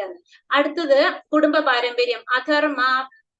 അധർമാഭീഭവാത് കൃഷ്ണ പ്രത്യുഷ്യന്തി കുലസ്ത്രിയഃ സ്ത്രീഷു ദുഷ്ടാസു വാഷ്ണേയ ജായതേ വർണ്ണസങ്കരഃ. അല്ലയോ കൃഷ്ണ, കുലത്തിൽ അധർമ്മം മുന്നിട്ടു നിന്നാൽ സ്ത്രീകൾ ദുഷിച്ചു പോകും. അല്ലയോ വൃഷ്ണികുലത്തിൽ പിറന്നവനെ, സ്ത്രീത്വം ദുഷിച്ചാൽ ആർക്കും വേണ്ടാത്ത കുട്ടികൾ ജനിക്കുന്നു. ഇപ്പൊ നമ്മൾ പറഞ്ഞു കുടുംബ പാരമ്പര്യം നശിക്കുന്നു പറഞ്ഞു. അപ്പൊ അങ്ങനെ വരുമ്പോ എന്താ സംഭവിക്കുന്നത്? കുലത്തിൽ അധർമ്മം മുന്നിട്ട് നിന്ന് കഴിഞ്ഞാൽ സ്ത്രീകളൊക്കെ നശിച്ചു പോകും, ദുഷിച്ചു പോകും. അപ്പോ ആർക്കും വേണ്ടാത്ത കുട്ടികൾ ജനിക്കും, സ്ത്രീത്വം ദുഷിച്ചു കഴിഞ്ഞാൽ. അപ്പൊ അത് കാരണം കൊണ്ട് എന്ത് ആഗ്രഹിക്കുന്നില്ല അർജുനൻ? യുദ്ധം ചെയ്യാനായിട്ട് അർജുനൻ ആഗ്രഹിക്കുന്നില്ല. പിന്നെ ലാസ്റ്റ് വന്നിട്ട് തീരുമാനമെടുക്കാനാവാത്ത അവസ്ഥ. നൈദാദിക്മകതരന്നോ ഗരീയോ യതോ ജയേമ യദീവാനോ ജയേയുഹു യാനേവ ഹത്വാന ജിജീവിഷാമാസ്തേവ സ്ഥിതാ പ്രമുഖേതാർത്ഥ രാഷ്ട്രഃ. അവരെ ജയിക്കുന്നതോ അവരാൽ തോൽപ്പിക്കപ്പെടുന്നത് ഏതാണ് നല്ലതെന്ന് നമുക്ക് അറിഞ്ഞുകൂടാ. ധൃതരാഷ്ട്രപുത്രന്മാരെ കൊന്നിട്ട് നാം ജീവിച്ചിരുന്നിട്ട് എന്ത് കാര്യം? എങ്കിലും അവർ ഇപ്പോൾ ഈ യുദ്ധത്തിനായി നമ്മുടെ മുമ്പാകെ നിൽക്കുന്നു. അപ്പൊ അവരെ കൊണ്ട് അവരെ തോൽപ്പിക്കുന്നതാണോ അല്ലെങ്കിൽ നമ്മൾ ജയിക്കുന്നതാണോ, ഏതാണ് നല്ലതെന്ന് ആർക്കും അറിയണില്ല, അർജുനന് മനസ്സിലാവണില്ല. അപ്പൊ അവരെ കൊന്നിട്ട് എന്താ കാര്യം എന്നുള്ളത് അർജുനന് മനസ്സിലാവുന്നില്ല. കാരണം അപ്പൊ നമ്മളെ മുന്നിൽ യുദ്ധം നിൽക്കാണ്. പക്ഷെ ഈ യുദ്ധത്തില് നമ്മൾ ജയിക്കാൻ നോക്കണോ, അതോ അവരെന്താ പറഞ്ഞ അവരെ ജയിക്കാൻ നോക്കണോ, അവർക്ക് ജയിക്കാൻ അവസരം കൊടുക്കണോ, അതോ നമ്മൾ ജയിക്കണോ, ഏതാണ് നല്ലതെന്ന് അർജുനന് മനസ്സിലാവുന്നില്ല. പിന്നെ അവരെ കൊന്നിട്ട് നമ്മൾ ജീവിച്ചിരുന്നിട്ട് എന്താ കാര്യം എന്നാ ചോദിക്കുന്നത്. അവര് കൊന്നു, അപ്പൊ അവരൊക്കെ മരിച്ചു കഴിഞ്ഞിട്ടുണ്ടെങ്കിൽ എല്ലാ രാജ്യവും ആർക്കാണ്? അർജുനന് ഒക്കെയാണ് അല്ലെ. പക്ഷെ അത് കാണാൻ പിന്നെ ആരും ഇല്ലല്ലോ. അപ്പൊ അങ്ങനത്തെ ഒരു സിറ്റുവേഷൻ നമ്മൾ എന്തിനാ ക്രിയേറ്റ് ചെയ്യുന്നത്? അപ്പൊ അങ്ങനത്തെ ഒരു തീരുമാനം എടുക്കാൻ ആർക്ക് പറ്റുന്നില്ല? അർജുനന് പറ്റുന്നില്ല. അപ്പൊ അർജുനൻ ഭഗവാന്റെ അടുത്ത് പറയാണ്, ഒരു തീരുമാനം അർജുനന് എടുക്കാൻ പറ്റുന്നില്ല. അപ്പൊ ഇത് ഒരേ സാഹചര്യത്തിലുള്ള വ്യത്യസ്ത പ്രതികരണങ്ങൾ പറയാണ്. ഇപ്പൊ ഫസ്റ്റ് നമ്മൾ കണ്ടു ആരാണ് ധൃതരാഷ്ട്ര ഇരിക്കുകയാണ്, ധൃതരാഷ്ട്ര കുരുക്ഷേത്ര യുദ്ധഭൂമിയിലെ പാണ്ഡവരും കൗരവരും എന്താണ് ചെയ്യുന്നത് ചോദിച്ചു, അതാണ് ഇരിക്കുന്നത് ഈ കുരുക്ഷേത്ര യുദ്ധഭൂമിയുടെ പാശ്ചാത്തല. അർജുനൻ എന്താണ് ചിന്തിക്കുന്നത്, അർജുനൻ യുദ്ധം ചെയ്യേണ്ട, കാരണം ബന്ധുക്കളും സുഹൃത്തുക്കളും പിതാമഹനും ബന്ധക്കാരും എല്ലാവരാണുള്ളത്. അതുകൊണ്ട് അർജുനന്റെ ചിന്താഗതി എന്താണ്, അർജുനന്റെ മാനസികാവസ്ഥയില് യുദ്ധം ചെയ്യേണ്ട ആവശ്യമില്ല, യുദ്ധം ചെയ്യേണ്ട, നമുക്ക് അങ്ങനത്തെ ഒരു സംഭവം വേണ്ട, അങ്ങനെ ഒരു വിജയം എനിക്ക് വേണ്ട, എല്ലാവരെയും വിഷമിപ്പിച്ചുകൊണ്ട് നമുക്കൊരു എന്താ പറഞ്ഞ ഒരു വിജയം ആവശ്യമില്ല, അങ്ങനെ ഒരു രാജ്യം എനിക്ക് നേടണ്ട എന്നാണ് അർജുനൻ ചിന്തിക്കുന്നത്. കൗരവർ നമ്മളെ ദുര്യോധനൻ എന്താ ചിന്തിക്കുന്നത്, ദുര്യോധനെ ജയിക്കണം അല്ലെ, ദുര്യോധന ഇവരെ തോൽപ്പിക്കാൻ വേണ്ടിയിട്ടാണ് ദുര്യോധന നടക്കുന്നത്. അപ്പൊ ഒരേ എന്താ പറയുക ഓരോരുത്തരുടെ മൈൻഡാണ് ചിന്തിക്കുന്നത്. ഓരോ സാഹചര്യത്തിലുള്ള വ്യത്യസ്തമായിട്ടുള്ള 3 പേരുടെ പ്രതികരണങ്ങൾ 3 തരത്തിലാണ് പറയുന്നത്. അതാണ് ഓരോരുത്തരുടെ സ്വഭാവം നമുക്ക് മനസ്സിലാക്കുന്നതാണ്. അപ്പൊ നമ്മളുടെ മനസ്സിന്റെ ആ ഒരു പ്രത്യേകതയാണ് പറയുന്നത്. കാരണം നമുക്ക് ആ ഒരു കരുണ ഉണ്ടെങ്കിൽ നമ്മളുടെ ചിന്ത വേറെ ആയിരിക്കും, നമുക്ക് അതില്ലെങ്കിൽ നമ്മളെ പറ്റി മാത്രം ചിന്തിക്കുന്ന അത്ര സെൽഫിഷ് ആയവരുണ്ടാവില്ലേ, അപ്പൊ അവര് ചിന്തിക്കുന്നത് അവരെ മാറ്റി മാത്രം ചിന്തിക്കുന്നുണ്ടാവും. മറ്റുള്ളവർക്ക് ഉണ്ടാവുന്ന പ്രോബ്ലംസോ മറ്റുള്ളവരുടെ കാര്യങ്ങളോ അതൊന്നും അവരെ ബാധിക്കില്ല, അവരെപ്പോഴും അവരുടെ കാര്യം മാത്രം ഫോക്കസ് ചെയ്ത് പോകുന്നവരായിരിക്കും. അടുത്ത ശ്ലോകം പറയുന്നത് ശ്ലോകം 44. അഹോ ഭക്ത മഹത് പാപം കർത്തും വ്യവസിതാവയം യത്രാച്യ സുഖലോഭേന ഹന്തും സ്വജനമുദ്യത. കഷ്ടം, എന്തൊരു മഹാപാപത്തിനാണ് നാം ഒരുങ്ങി പുറപ്പെട്ടത്, രാജ്യം നേടി സുഖിക്കാൻ വേണ്ടി സ്വജനങ്ങളെ കൊല്ലുകയോ. അർജുനൻ ചോദിക്കണേ, കഷ്ടം, എന്തൊരു മഹാപാപത്തിനാണ് നാം ഒരുങ്ങി പുറപ്പെട്ടതെന്ന്. അപ്പൊ അർജുനൻ എന്ത് തീരുമാനിച്ചു, യുദ്ധമൊന്നും ചെയ്യണ്ടെന്ന്. കാരണം വെച്ചിട്ടുണ്ടെങ്കിൽ അർജുനക്ക് ഇത്രയും പറഞ്ഞുകൊണ്ട് അർജുനൻ സ്വന്തമായിട്ട് വിചാരിക്കുന്നത് എന്താണ്, കാരണം എനിക്ക് ആരെയും കൊല്ലേണ്ട ആവശ്യമില്ല, അവരൊക്കെ എന്റെ ബന്ധുക്കളും സുഹൃത്തുക്കളാണ്, അവരൊക്കെ കൊന്നിട്ട് ഞാൻ എന്തിനാ വെറുതെ രാജ്യം മേടിച്ചിട്ട് എനിക്ക് എന്ത് ചെയ്യാനാണ്. അപ്പൊ അർജുനൻ വിചാരിക്കുകയാണ് എന്തൊരു മഹാപാപത്തിനാണ് ഞാൻ ഇറങ്ങി പുറപ്പെടാൻ പോയത് അല്ലെ, രാജ്യം നേടി സുഖിക്കാൻ വേണ്ടിട്ട് സ്വജനങ്ങളെ സ്വന്തം ജനങ്ങളെ കൊല്ലാണോ, ഒരു രാജ്യത്തിന് വേണ്ടിയിട്ട് സ്വന്തം ജനങ്ങളെ കൊല്ലാണോന്ന്. അപ്പൊ അത്രയും നമ്മൾ അത് പറ്റി ചിന്തിച്ചു പോയില്ലേ എന്നാണ് അർജുനൻ ചിന്തിക്കുന്നത്. അർജുനന്റെ അത്രയും നല്ലൊരു മനസ്സാണല്ലോ, അതാണ് നമുക്ക് കാണിച്ചു തരുന്നത്. അപ്പുറത്തുള്ളവർ അർജുനനെ കൊല്ലാൻ തയ്യാറായിട്ട് നിൽക്കാണ്, പക്ഷെ അർജുനൻ ഇപ്പോഴും ചിന്തിക്കുന്ന എന്താണ്, അവരെ കൊന്നുകൊണ്ട് നമുക്കൊരു രാജ്യത്തിന്റെ ആവശ്യമില്ല, നമുക്ക് അങ്ങനത്തെ ഒരു സുഖം നമുക്ക് വേണ്ട, സ്വന്തം ജനങ്ങളെ കൊന്നുകൊണ്ട് നമുക്ക് സുഖിക്കേണ്ട, നമുക്ക് അങ്ങനെ ഒരു രാജ്യത്തിന്റെ ആവശ്യമില്ല, അത് വലിയൊരു പാപാണ്. ഇപ്പൊ ഇത്രയും നമ്മൾ പറഞ്ഞിട്ടും അർജുനൻ ചിന്തിക്കുന്ന അതൊരു മഹാപാപാണ്, അങ്ങനെ ഒരു മഹാപാപത്തിന് നമ്മൾ ഒരുങ്ങി പുറപ്പെടേണ്ട ആവശ്യമില്ല എന്നാണ് അർജുനൻ എത്തി നിൽക്കുന്നത്. അർജുനൻ ഒരിക്കലും യുദ്ധത്തിന് പ്രോത്സാഹിപ്പിക്കുന്നില്ല, യുദ്ധം ചെയ്യാൻ ആഗ്രഹിക്കുന്നില്ല. അർജുനൻ എന്താണ് ചിന്തിക്കുന്നത്, യുദ്ധം വേണ്ട, സ്വന്തം ജനങ്ങളെ കൊല്ലണ്ട, എനിക്ക് അതൊന്നും ആവശ്യമില്ല, നമുക്ക് രാജ്യവും വേണ്ട, സുഖവും വേണ്ട, ഒന്നും വേണ്ട, അവര് എടുത്തോട്ടെ, ആ ഒരു മൈൻഡിലാണ് അർജുനൻ വന്ന് നിൽക്കുന്നത്. യദി മാമ പ്രതീകാരമശസ്ത്രം ശസ്ത്രപാണയഃ ധാർതരാഷ്ട്രാരണേ ഹന്യോ തന്മേ ക്ഷേമതരം ഭവേത്. ധാർതരാഷ്ട്രന്മാരോട് പൊരുതുന്നതിൽ ഭേദം നിരായുധനായി പ്രതിരോധത്തിനൊരുങ്ങാതെ നിൽക്കുന്ന എന്നെ അവർ കൊല്ലട്ടെ എന്ന് വെക്കുകയാണ്. ധാർതരാഷ്ട്രന്മാരോട് പൊരുതുന്നതിൽ ഭേദം നിരായുധനായി പ്രതിരോധത്തിനൊരുങ്ങി നിൽക്കുന്ന എന്നെ അവർ കൊല്ലട്ടെ എന്ന് വെക്കുകയാണ്. എന്താ പറയുന്നത്, അവരടുത്ത് പൊരുതാനായിട്ട് ഇഷ്ടമില്ല എന്നല്ലേ, യുദ്ധത്തിന് ചെയ്യാനായിട്ട് താല്പര്യമില്ല, അപ്പൊ പ്രതിരോധത്തിന് നിൽക്കുന്ന എന്നെ അവർ കൊന്നോട്ടെ എന്ന് വെക്കുകയാണ്. അപ്പൊ എന്നെ കൊന്നാലും വിരോധമില്ല, അതാണ് അർജുനൻ ചിന്തിക്കുന്നത്. കാരണം ഞാൻ അവരോട് യുദ്ധം ചെയ്യാൻ ആഗ്രഹിക്കുന്നില്ല, പക്ഷെ അവരെന്നെ വേണമെങ്കിൽ കൊന്നോട്ടെ എന്ന് വിചാരിക്കാനാണ് നല്ലതെന്ന്. അപ്പൊ അത്രയും അർജുനന്റെ മനസ്സിൽ എന്താണ്, അത്രയും കരുണയുള്ളൊരു ആത്മാവ്, അർജുനൻ അത്രയും നല്ലൊരു മനുഷ്യനാണെന്നാണ് നമ്മൾ ഇതിൽ മനസ്സിലാക്കുന്നത്. അപ്പൊ സഞ്ജയ് ഉവാച, സഞ്ജയൻ പറയാണ്, നമ്മൾ ഫസ്റ്റ് പറഞ്ഞില്ലേ എന്താണ്, ധൃതരാഷ്ട്ര ചോദിച്ചു അല്ലെ, ആ ചോദ്യം സഞ്ജയന്റെ അടുത്ത് ചോദിച്ചു, എന്റെ മക്കളും പാണ്ഡുപുത്രരും എന്ത് ചെയ്തു എന്ന് ചോദിച്ചുകൊണ്ടിരിക്കുകയാണ്. അപ്പൊ അതിനുള്ള ആ സഞ്ജയനാണല്ലോ ഇതൊക്കെ പറഞ്ഞു കൊടുക്കുന്നത്. അപ്പൊ സഞ്ജയൻ ലാസ്റ്റ് ശ്ലോകത്തിൽ 46ാമത്തെ ശ്ലോകത്തിലൂടെ പറയുന്നത് എന്താണ്, സഞ്ജയ ഉവാച ഏവം മുക്താർജുന സംഖ്യേ രതോപസ്ഥ ഉപാവിശത് വിസൃജ സശരം ചാപം ശോക സംവിഘ്ന മാനസഃ. സഞ്ജയൻ പറഞ്ഞു, അർജുനൻ രണാങ്കണത്തിൽ വെച്ച് ഇത്രയും പറഞ്ഞിട്ട് വില്ലും ശരങ്ങളും താഴെയിട്ട് അത്യന്തം ദുഃഖിതനായി തേരിലിരിപ്പായി. അപ്പൊ സഞ്ജയൻ പറയാണ്, സഞ്ജയൻ ആരെടുത്താ പറയണത്, ധൃതരാഷ്ട്ര അടുത്ത് പറഞ്ഞു കൊടുക്കാണ്. അർജുനൻ രണാങ്കണത്തിൽ വെച്ച് ഇത്രയും പറഞ്ഞിട്ട് വില്ലും ശരങ്ങളും താഴെയിട്ട് അത്യന്തം ദുഃഖിതനായി തേരിലിരിപ്പായി. അർജുനൻ യുദ്ധം ചെയ്യില്ല എന്ന് ഉറപ്പിച്ചിട്ടാണ് അർജുനൻ ഇരിക്കുന്നത്. ഇപ്പൊ കാരണം വെച്ചിട്ടുണ്ടെങ്കിൽ നമുക്ക് പറഞ്ഞില്ലേ, നമ്മള് ഇത്രയും വലിയൊരു പാപത്തിനാണ് ഇറങ്ങി പുറപ്പെട്ടത്, നമുക്കപ്പൊ യുദ്ധം ചെയ്യേണ്ട, എന്നെ കൊല്ലണമെങ്കിൽ കൊന്നോട്ടെ, എനിക്ക് രാജ്യം വേണ്ട, ഒന്നും വേണ്ട, അവരെല്ലാതെ എടുത്തോട്ടെ എന്നുള്ളൊരു മൈൻഡിലാണ് ആര് നിൽക്കുന്നത്? ഇപ്പൊ അർജുനൻ നിൽക്കുന്നത്. അപ്പൊ അത് സഞ്ജയൻ പറയാണ്, അർജുനൻ ഇതൊക്കെ പറഞ്ഞുകൊണ്ട് അർജുനന്റെ വില്ലും ശരങ്ങളൊക്കെ താഴെ ഇട്ടിട്ട് ഭയങ്കര ദുഃഖത്തില് തേരില് ഇരിക്കുകയാണെന്ന്, ഇരിപ്പായിന്ന് അർജുനനെ പറ്റിയിട്ട് സഞ്ജയൻ ആരടുത്ത് പറയാണ്? ധൃതരാഷ്ട്ര അടുത്ത് പറയാണ്. അപ്പൊ ഇതില് പിന്നെ പറയണ ധർമ്മക്ഷേത്രം, അത് അടുത്തിൽ പറയുന്നു.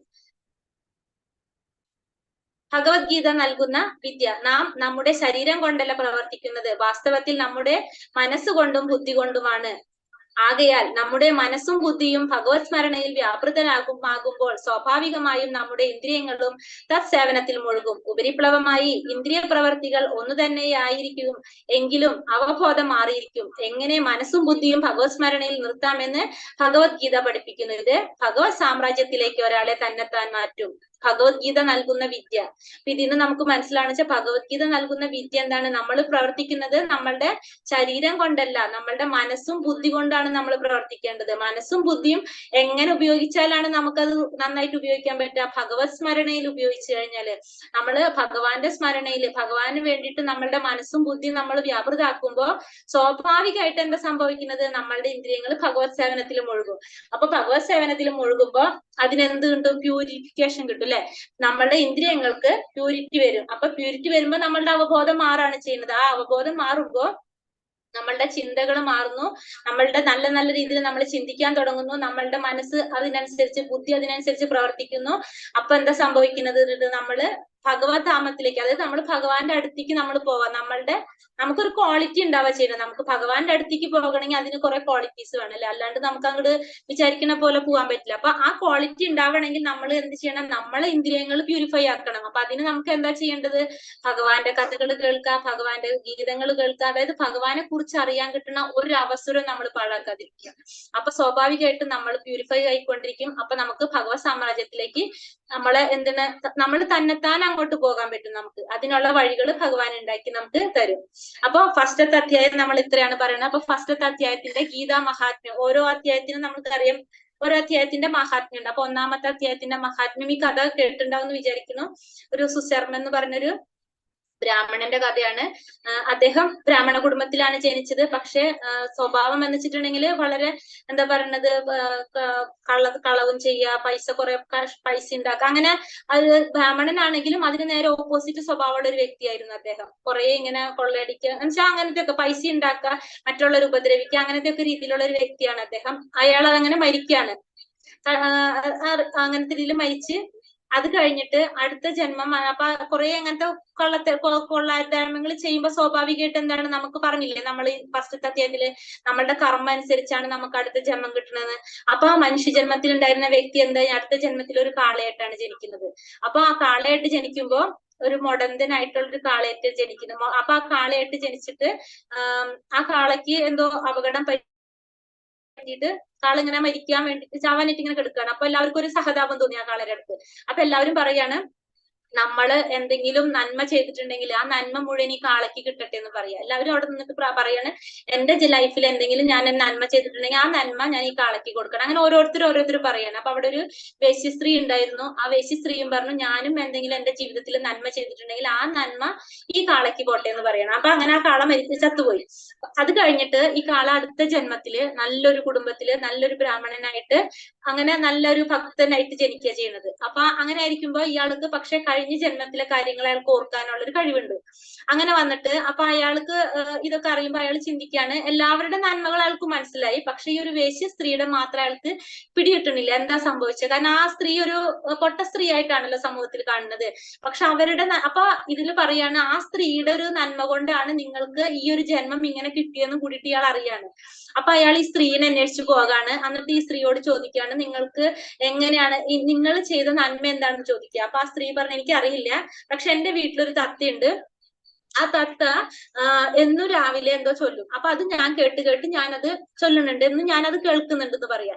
അപ്പൊ അങ്ങനെ ആ തത്തയുടെ അടുത്തേക്ക് പോവാണ്. ആ തത്തയുടെ അടുത്തേക്ക് പോകുമ്പോ ആ തത്തനോട് ചോദിക്കുക എന്താ സംഭവം. അപ്പൊ മനസ്സിലാവുന്നില്ലല്ലോ, ഈ സ്ത്രീ എന്നത് കേൾക്കുന്നുണ്ട് ഫസ്റ്റ്, അതായത് അപ്പൊ അതെന്താന്ന് അറിയാണ്ട് ഇവർ പോവാണ് ചോദിക്കണം. അപ്പൊ തത്ത പറയാണ്, എന്നെ ഒരു കാട്ടാളെ മോഷ്ടിച്ചിട്ട് എന്താ പറഞ്ഞ ഒരു ആശ്രമത്തിൽ കൊണ്ടുവന്നാക്കി.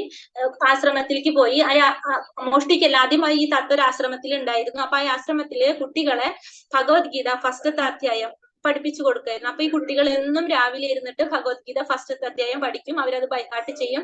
ഇത് കേട്ട് ഈ തത്ത പഠിച്ചു. അപ്പൊ ഒന്നാമത്തെ അധ്യായം ഭഗവത്ഗീതയിലെ ശ്ലോകങ്ങൾ ഫുള്ള് 46 ശ്ലോകം ഈ തത്ത പഠിച്ചു. അപ്പൊ ഡെയിലി ഈ തത്ത ഇത് കേട്ട് ചൊല്ലും, പഠിച്ചു. അങ്ങനെ ഈ തത്തനെ ഒരു കാട്ടാളൻ മോഷ്ടിക്കാൻ തോന്നുന്നു, എനിക്ക് ഓർമ്മ വരുന്നില്ല, എടുത്തിട്ട് ഈ സ്ത്രീക്ക് വിൽക്കുക ചെയ്യുന്നത്. അങ്ങനെ ഈ സ്ത്രീ തത്തനെ കൊണ്ടുവന്നിട്ട് കൂട്ടിലിട്ട് വളർത്താണ്. അപ്പൊ ഈ തത്ത അത് പഠിച്ചു, ഈ ശ്ലോകങ്ങൾ മുഴുവൻ പഠിച്ചു. പക്ഷെ ഈ ഡെയിലി തത്ത എന്തിനാ അത് മാത്രം വിടില്ല, ഈ കൂട്ടിൽ കിടന്നിട്ടും ഈ ശ്ലോകങ്ങൾ ഡെയിലി രാവിലെ ചൊല്ലിക്കൊണ്ടിരിക്കും. അപ്പൊ ഈ സ്ത്രീ അതെന്നും കേൾക്കുന്നുണ്ട്. അപ്പൊ ഒന്നാമത്തെ അധ്യായത്തിലെ ശ്ലോകങ്ങൾ മുഴുവനും ഈ തത്ത ചൊല്ലണത് സ്ത്രീ എന്നും കേട്ട് ആ സ്ത്രീയുടെ ഉള്ളിലെ എന്താ പറയണത് മോശം, അതായത് ദുഷ്കർമ്മങ്ങൾ മുഴുവനും മാറിയിട്ട് ആ സ്ത്രീക്ക് എന്ത് കിട്ടുക ചില നന്മ വരെ സംഭവിക്കുന്നത്. ആ സ്ത്രീ നല്ലൊരു നന്മയിൽ വന്നു. ആ സ്ത്രീക്ക് ആ നന്മയാണ് ഈ പണ്ഡിതന് ഈ ആർക്ക് കാളയ്ക്ക് കിട്ടിയത്. അപ്പൊ ആള് അടുത്ത ജന്മത്തില് നല്ലൊരു ഭക്തനായിട്ട് ജനിക്കുന്നത്. അപ്പൊ അത്രയും ഇമ്പോർട്ടൻസ്. അപ്പൊ ഓരോ അധ്യായത്തിനും പറഞ്ഞപ്പോ ഫസ്റ്റത്തെ അധ്യായത്തിന്റെ ഇമ്പോർട്ടൻസ് പറയുകയാണെങ്കിൽ നമ്മൾ പറയുമ്പോ എന്താ പറഞ്ഞ ആ ഒന്നാമത്തെ അധ്യായം ഡെയിലി നമ്മളത് ചൊല്ലിക്കഴിഞ്ഞാല് അതിന്റെ ഉണ്ടാവുന്ന ഒരു മഹത്വം, അതിന്റെ ഒരു ഗുണമാണ് നമ്മളടുത്തൊരു കഥയിൽ കൂടെ നമുക്ക് പറഞ്ഞു തന്നത്. അപ്പൊ നമുക്ക് പറ്റുകയാണെങ്കിൽ ഒന്നാമത്തെ അധ്യായം, ഓരോ അധ്യായവും അതിനും പ്രത്യേകത ഉണ്ടല്ലോ. അതുകൊണ്ടാണ് നമ്മൾ ഭഗവത്ഗീത എന്താ പറയുന്നത് ഏകാദശിക്കും അല്ലാത്ത ദിവസങ്ങളിലൊക്കെ നമ്മൾ ഭഗവത്ഗീത ഡെയിലി വായിക്കണം എന്ന് പറയുന്നത് എന്തിനാന്ന് വെച്ചിട്ടുണ്ടെങ്കിൽ നമ്മൾ അറിയാണ്ട് നമ്മളുടെ ഉള്ളിൽ പ്യൂരിഫിക്കേഷൻ നടത്തുകൊണ്ടിരിക്കും. അത് നമ്മൾ അറിയുന്നുണ്ടാവില്ല. ഇതൊന്നും നമുക്ക് വലിയ പാടുള്ള കാര്യങ്ങളല്ലല്ലോ, നമുക്ക് വേറെ ബുദ്ധിമുട്ടൊന്നും ഇല്ല. നമുക്ക് ഇരുന്നിട്ട് വായിക്കാനും എഴുതാനും അറിയാത്ത ആരും ഉണ്ടാവില്ലല്ലോ ഇപ്പോഴത്തെ രീതിയിൽ. അപ്പൊ നമുക്കത് വായിച്ചു പഠിക്കാം. വായിച്ചിട്ട് അപ്പൊ ഓരോ അധ്യായവും കഴിയുമ്പോഴും നമ്മൾ ഡെയിലി ആ ഓരോ ശ്ലോകങ്ങൾ നമ്മൾ വായിച്ചു നോക്കുക. അപ്പൊ അതിന്റെ ഒരു വ്യത്യാസം നമ്മളുടെ ലൈഫിൽ ഉണ്ടാവും. അപ്പൊ അതാണ് നമ്മളടുത്ത് ഈ കഥയിലൂടെ നമുക്ക് പറഞ്ഞു തരുന്നത്. പിന്നെ ഹരേ കൃഷ്ണ കൃഷ്ണ കൃഷ്ണ ഹരേ ഹരേ, ഹരേ രാമ രാമ രാമ ഹരേ ഹരേ. ഹരേ കൃഷ്ണ ഒന്നാമത്തെ അധ്യായം ഇതുവരെയാണ്. ഒത്തിരി സ്പീഡിലാണ് പോയെന്ന് തോന്നുന്നു. കാരണം വെച്ചാൽ ഫസ്റ്റത്തെ ദിവസം ആയതുകൊണ്ട് നമുക്കിപ്പോ പ്രഭാത സ്വാമിനെ കുറിച്ച് പറയാൻ. അറ്റൻഡൻസിലേക്ക് ഇട്ടിട്ടുണ്ടോ ഒന്ന് പറയും മാതാജി. ഹരേ കൃഷ്ണ. അറ്റൻഡൻസിന്റെ ലിങ്ക് പോസ്റ്റ് ചെയ്തിട്ടുണ്ട് ഗ്രൂപ്പില്, ചെയ്യാത്തവരൊക്കെ ചെയ്തോളൂ കേട്ടോ. ഹരേ കൃഷ്ണ. അറ്റൻഡൻസ് മാർക്ക് ചെയ്തോളൂ. പറ്റാത്തവരുണ്ടെങ്കിൽ പറഞ്ഞോളൂ, ചെയ്യാൻ സാധിക്കാത്തവരുണ്ടെങ്കിൽ പറഞ്ഞോളൂ കേട്ടോ. ഹരേ കൃഷ്ണ. അപ്പൊ ഒന്നാമത്തെ അധ്യായം ഇവിടെ. ഹരേ കൃഷ്ണ. പ്രണാമം മാതാജി.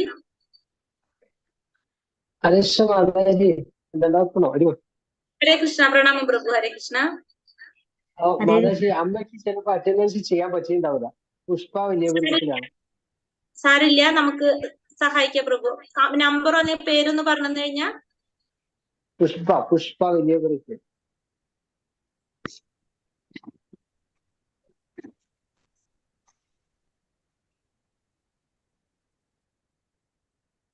ഹരേ കൃഷ്ണ. അതെ ശരി, ഇവിടെ കണ്ട്. മാതാജി എന്റേത് ആയില്ലേ? അറ്റൻഡൻസ് ആയില്ലേ? ഒരു മിനിറ്റ്, ഞാൻ ഇതില് ലിങ്ക് എന്റെ കയ്യിലില്ല. മാതാജി ഒന്ന് നോക്കാവോ, ഒന്ന് പറയാവോ മാതാജി? പ്രഭു മുരളീധരൻ പ്രഭു. ഹരേ കൃഷ്ണ. മാതാജി ചാറ്റ് ബോക്സിലാണ് ലിങ്ക് ഉണ്ടാവുക. അതായത് നമ്മള് ചാറ്റ് ബോക്സ് എന്ന് പറഞ്ഞിട്ടൊരു ഓപ്ഷൻ ഉണ്ട് ഇവിടെ, ചാറ്റ് എന്ന് പറഞ്ഞിട്ട്. അതിലാണ് ലിങ്ക് വരുന്നുണ്ടാവുക.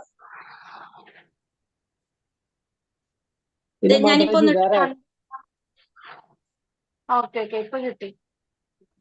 അപ്പൊ അതുമേൽ പോയി ടച്ച് ചെയ്ത് ജസ്റ്റ് ഒന്ന് തൊട്ട് കഴിഞ്ഞാൽ നമുക്ക് നേരെ വേറൊരു ഗൂഗിൾ ഫോമിലേക്ക് പോകും നമ്മള്. അപ്പൊ അതിൽ ചെന്നിട്ട് നമുക്ക് ലിങ്ക്, നമ്മളുടെ പേരും ഫോൺ നമ്പറും ഡേറ്റ് അവിടെ ഓട്ടോ സെറ്റ് ആണ്. അപ്പൊ നമുക്ക് നേരെ അത് ചെയ്യാൻ പറ്റും. ഹരേ കൃഷ്ണ. രജിസ്റ്റർ ചെയ്യാൻ എന്താ ചെയ്യാ? രജിസ്റ്റർ ചെയ്യാൻ ഇപ്പൊ ഗ്രൂപ്പിൽ ഇട്ട് തരാം പ്രഭു. അത് നോക്കിയിട്ട് ആ വീഡിയോ കൂടി കണ്ടു നോക്കാം. എന്നിട്ട് പറഞ്ഞു തരാൻ പറ്റും, പറഞ്ഞു തരാം കേട്ടോ. അപ്പൊ ഒന്നുകൂടി എളുപ്പമാവും. അപ്പൊ ഇന്നിപ്പോ ലിങ്ക് ഗ്രൂപ്പിലിടാം. പിന്നെ നമ്മൾ ആ വീഡിയോ ഉണ്ടല്ലോ ഇന്നലെ എടുത്ത്, അതും കൂടി അത് കഴിഞ്ഞിട്ട് നമുക്ക് ക്ലിയർ ആവണില്ല എന്ന് വെച്ചിട്ടുണ്ടെങ്കിൽ അപ്പൊ പറഞ്ഞു തരുമ്പോ ഇത്തിരി കൂടി എളുപ്പത്തില് പറ്റും തോന്നുന്നു. അമ്മയ്ക്ക് ഇത് ചെയ്യാൻ പറ്റില്ല മാതാജി. അമ്മയുടെ വീട്ടിൽ ഒറ്റയ്ക്കാ. സാരില്ല അത് അമ്മയ്ക്ക് പറ്റണില്ലേ കുഴപ്പമില്ല. കാരണം അത്രയും ബുദ്ധിമുട്ടുള്ളവർക്ക് നമുക്ക് കുഴപ്പമില്ല കേട്ടോ. നമ്മളെ കൊണ്ടാവുന്ന രീതിയിൽ നമ്മൾ സഹായിച്ചു തരാം എന്തായാലും ചെയ്യാനായിട്ട്. ഹരേ കൃഷ്ണ പ്രഭു. മാതാജി വന്നിട്ടുണ്ടോ? അറ്റൻഡൻസ് വന്നിട്ടുണ്ടോ? പ്രഭുവിന്റെ വന്നിട്ടുണ്ടോ അറ്റൻഡൻസ്? നോക്കിയോ?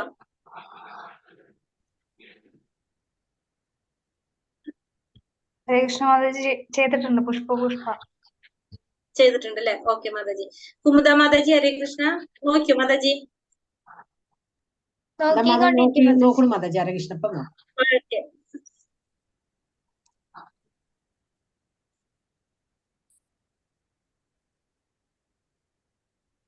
ആരുടെയാണ് അറ്റൻഡൻസ്? മുരളീധരൻ പ്രഭുന്റെ അല്ലെ?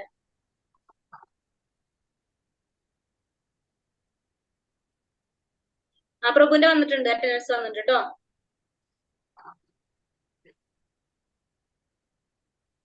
Okay, thank you mataji. Very good. കേട്ടില്ല? Okay, thank you mataji. Hare Krishna Prabhu പ്രണാമം. 20 പേര് അറ്റൻഡൻസ് വന്നിട്ടുള്ളൂ, 21 പേര്. ഇനി വരാത്തവരാരെങ്കിലും ഉണ്ടെങ്കിൽ എനിക്ക് അറിയണില്ല. എന്തായാലും നോക്കാം, ഇല്ലാത്തവരൊന്ന് വിളിക്കാം. ഹരേ കൃഷ്ണ. അപ്പൊ എല്ലാവരും രശ്മിയുടെ അറ്റൻഡൻസ് വന്നിട്ടുണ്ടോ? ആരാണ്? രശ്മി. രശ്മി വന്നിട്ടുണ്ട് കേട്ടോ. എല്ലാവർക്കും പേര് വിളിച്ചാറ്. വന്നിട്ടുണ്ട്. അറ്റൻഡൻസ് വന്നവരുടെ പേര് വിളിക്കായിരിക്കും നല്ലത് തോന്നുന്നു. അറ്റൻഡൻസ് ഇപ്പൊ ഇതില് ഞാൻ കണ്ടത് ഞാൻ പറയട്ടെ, എനിക്കറിയില്ല. 24 പേരിൽ ഇപ്പൊ അശ്വതി, രാജേഷ്, മുരളീധരൻ പ്രഭുവിന്റെ 2 പ്രാവശ്യം വന്നിട്ടുണ്ട്. ഷാലി, സന്തോഷ്, ഷസീജ, സുബ്രഹ്മണ്യൻ, ജിഷ, അഡു, സൗദാമിനി, പുഷ്പ, അനിഷ, മഞ്ജുഷ, ഇന്ദുലേഖ, രശ്മി, കുമാരി, സുമി, രാധാകൃഷ്ണൻ, അശ്വതി, ഉണ്ണികൃഷ്ണൻ, അശ്വതി വരും. ഇത്ര പേരുടെ അറ്റൻഡൻസ് ഇവിടെ കാണുന്നുണ്ട് ഇപ്പൊ. അപ്പൊ ഈ വരാത്തവര് നോക്കിയിട്ട് നമുക്ക് നാളേക്ക് ഒന്നും കൂടി റെഡിയാക്കാം വിളിച്ചിട്ട്. ഇന്നും നോക്കിയ ക്ലാസ്സിലും എല്ലാവരും വന്നിട്ടില്ല. കുറച്ചും കൂടി ഉണ്ടായിരുന്നു നമ്മളുടെ സ്ട്രെങ്ത്. നമ്മൾ പറഞ്ഞ പോലെ തന്നെ എല്ലാവർക്കും അതിനുള്ള സമയമാവണമല്ലോ, അപ്പോഴല്ലേ എത്തുണ്ടാവുള്ളൂ. ഹരേ കൃഷ്ണ. എന്തെങ്കിലും ചോദിക്കാനോ പറയാനുണ്ടോ? പിന്നെ ഇന്നലെ പറഞ്ഞിരുന്നല്ലോ ഒരു ക്യൂസിന്റെ ഒരു കാര്യം പറഞ്ഞിട്ടുണ്ടായില്ലേ, അതിന്റെ ലിങ്ക് എവിടെയാണ് കിട്ടണേ? അതിപ്പോ ഗ്രൂപ്പിലിടാം. ഇപ്പൊ മാതാജി ഇട്ടോളും, മാതാജി ഇട്ടോളും ഇപ്പൊ. അപ്പൊ ആ ഗ്രൂപ്പിലിട്ടിട്ട് ആ ലിങ്ക് വഴി പോയിട്ട് ആ വീഡിയോ വെച്ചിട്ട് നമ്മൾ ചെയ്ത് നോക്കാം. ചെയ്തിട്ട് മനസ്സിലാവണില്ല, കിട്ടണില്ല എന്ന് വെച്ചിട്ടുണ്ടെങ്കിൽ അപ്പൊ നമ്മ പറഞ്ഞു തരട്ടെ ഒന്നുകൂടി. ഇല്ലാന്ന് വെച്ചിട്ടുണ്ടെങ്കിൽ വിളിച്ചോളൂ കേട്ടോ. ഒന്ന് എനിക്ക് മെസ്സേജ് ഇട്ടാലും മതി, വിളിച്ചാലും മതി. പിന്നെ അതിൽ വേറെ 2 മാതാജിമാരില്ലേ, രേണു ഹരികൃഷ്ണ മാതാജി, പിന്നെ കുമുദ മാതാജി. അവരെ വിളിച്ചാലും വിളിക്കില്ല, ആരായാലും വിളിച്ചോളൂ. നമ്മള് എങ്ങനെയാന്ന് വെച്ചിട്ടുണ്ടെങ്കിൽ സഹായിക്കാം കേട്ടോ. ഹരേ കൃഷ്ണ. ഹരേ കൃഷ്ണ. എല്ലാവർക്കും പ്രണാമം. അപ്പൊ നമുക്ക് ക്ലാസ് ക്ലോസ് ചെയ്യാമെന്ന്. നാളെ ഇതേ സമയം നാളെ നേരത്തെ തുടങ്ങും, 7:15 തുടങ്ങും. 2ാമത്തെ അധ്യായം കുറച്ച് വലുതാണ്. അപ്പൊ അത് കാരണം ശ്ലോകവും വിവർത്തനവും വായിക്കാനായിട്ട് 7:15 സ്റ്റാർട്ട് ചെയ്യും. താല്പര്യമുള്ളവർക്ക് അതിൽ ജോയിൻ ചെയ്യാം കേട്ടോ. 7:15 തൊട്ട് ഒരാൾ ശ്ലോകം വായിക്കാം, ഒരാൾക്ക് വിവർത്തനം വായിക്കാം. അതിനുശേഷം 8 മണിക്ക് ക്ലാസ്, 8 മണിക്ക് തന്നെ അപ്പൊ അത് തുടങ്ങും. അപ്പൊ നമ്മളിപ്പോ 1ാമത്തെ അധ്യായം കേട്ടില്ല, അതേപോലെ തന്നെ അത് വായിക്കുന്നതിന്റെ ഒരു മഹത്വം നമുക്ക് മനസ്സിലാവുണ്ടല്ലോ. അപ്പൊ നമ്മളത് പരമാവധി യൂട്ടിലൈസ് ചെയ്യാം. നമ്മളുടെ ലക്ഷ്യം ഭഗവാൻ അറിയാം, ഭഗവാന്റെ അടുത്തേക്ക് പോവാൻ നന്നായിട്ട്. നമുക്ക് നമ്മളൊരു ജന്മം നല്ല രീതിയിൽ ഭഗവാൻ അറിയാം, മനുഷ്യ ജന്മം കിട്ടിയ നമ്മൾ അതായിട്ട് ഉപയോഗിക്കുക, അത്രയും നല്ലത്. അതാണ് നമ്മൾ ആഗ്രഹിക്കുന്നത് എല്ലാവരും. അപ്പൊ അതിനു വേണ്ടിയിട്ട് നമുക്ക് എല്ലാവർക്കും ശ്രമിക്കാം. ഹരേ കൃഷ്ണ. വാഞ്ചാകൽപതരൂപേശ്ച കൃപാ സിന്ധോഭ്യവച പതിതാനാം പാവനേഭ്യോ വൈഷ്ണവേഭ്യോ നമോ നമഃ. അനന്തകോടി വൈഷ്ണവൃന്ദിക്ക് ജയ ശ്രീല പ്രഭാത് കി ജയ ഗുരുദേവ് ജയ നിതായ് ഗുരുബ്രഹ്മാനന്ദ ഹരി ഹരി ബോൽ. ഹരേ കൃഷ്ണ. എല്ലാവർക്കും പ്രണാമം. മാതാജി, ഈ തന്നെ ആർക്കെങ്കിലും ശ്ലോകം വായിക്കാൻ പറ്റുമോ? യഥാരൂപം ഉണ്ടോന്ന് അങ്ങനെ ഒന്ന് ചോദിക്കണോ? വേണ്ടല്ലേ? ചോദിച്ചോളൂ മാതാജി. ഭഗവത്ഗീത യഥാരൂപം ഉള്ളവർക്ക് വിവർത്തനം വായിക്കാൻ പറ്റുണ്ടാവുള്ളൂ. ശ്ലോകം എനിക്ക് തോന്നുന്നു എല്ലാത്തിലും ഒരേപോലെ ആയിരിക്കാം. പക്ഷെ വിവർത്തനം വായിക്കണമെങ്കിൽ യഥാരൂപം വേണം കയ്യിൽ കേട്ടോ. അപ്പൊ അതിൽ വേണ്ടവർ ആരാണെന്ന് വെച്ചാൽ പേര് പറഞ്ഞോളൂ കേട്ടോ. 10 ദിവസം വായിക്കാനായിട്ട് 2 പേർക്ക് എന്നും ചാൻസ് ഉണ്ടല്ലോ. 18 ദിവസം നമുക്ക് അത് കിട്ടണുള്ളൂ. അത് കഴിഞ്ഞ് കഴിഞ്ഞാൽ നമ്മൾ ലെവൽ 2 പോയി കഴിഞ്ഞാൽ നിങ്ങൾക്ക് ശ്ലോകം വിവർത്തനം വായിക്കാനൊന്നും സമയം ഉണ്ടാവില്ല. അവിടെ ഫുള്ള് ക്ലാസ് ആയിരിക്കും. ഈ ഒരു ക്ലാസ്സിൽ മാത്രമാണ് നമുക്ക് നാമം ജപിക്കാനും കീർത്തനം ചൊല്ലാനും ശ്ലോകം വായിക്കാനും വിവർത്തനം വായിക്കാനും ഒക്കെ കൊടുത്തരുന്നത്. അപ്പൊ ഈ 18 ദിവസമാണ് നമുക്ക് ഇതിനൊക്കെ നടക്കുന്നത്. അപ്പൊ അതിന് എല്ലാവരും ജോയിൻ ചെയ്യാൻ ശ്രമിക്കുക. ഹരേ കൃഷ്ണ. എന്തെങ്കിലും ചോദിക്കാൻ എന്തെങ്കിലും ഡൗട്ട് എന്തെങ്കിലും ഒക്കെ ഉണ്ടെങ്കിൽ മെസ്സേജ് ഇട്ട് ചോദിക്കാം, ഫോൺ വിളിക്കാം. 3 പേരുടെ നമ്പർ ഇതിലുണ്ട്. ഹരേ കൃഷ്ണ. അപ്പൊ എന്റെ പേര് മണിഭൂഷിത രേവതി ദേവിദാസ്. ആദ്യം പറയാൻ വിട്ടുപോയി, ഇപ്പോഴാണ് പറയുന്നത്. അപ്പൊ എന്തെങ്കിലും കാര്യം ഉണ്ടെങ്കിൽ ചോദിച്ചോളൂ വിളിച്ച്. ഹരേ കൃഷ്ണ. പ്രണാമം. ക്ലോസ് ചെയ്യാം. നാളെ നമുക്ക് ഹരേ കൃഷ്ണ. ഹരേ കൃഷ്ണ. നമ്പർ 9497 എഴുതുണ്ടോ മാതാജി? എഴുതുന്നുണ്ട് മാതാജി. 9497 31 31 83 83 83 67 9497318367. ഹരേ കൃഷ്ണ. ഹരേ കൃഷ്ണ മാതാജി. പ്രണാമം. താങ്ക് യു പ്രഭു. എല്ലാവർക്കും പ്രണാമം. ഹരേ കൃഷ്ണ. ഇനി നാളെ കാണാം.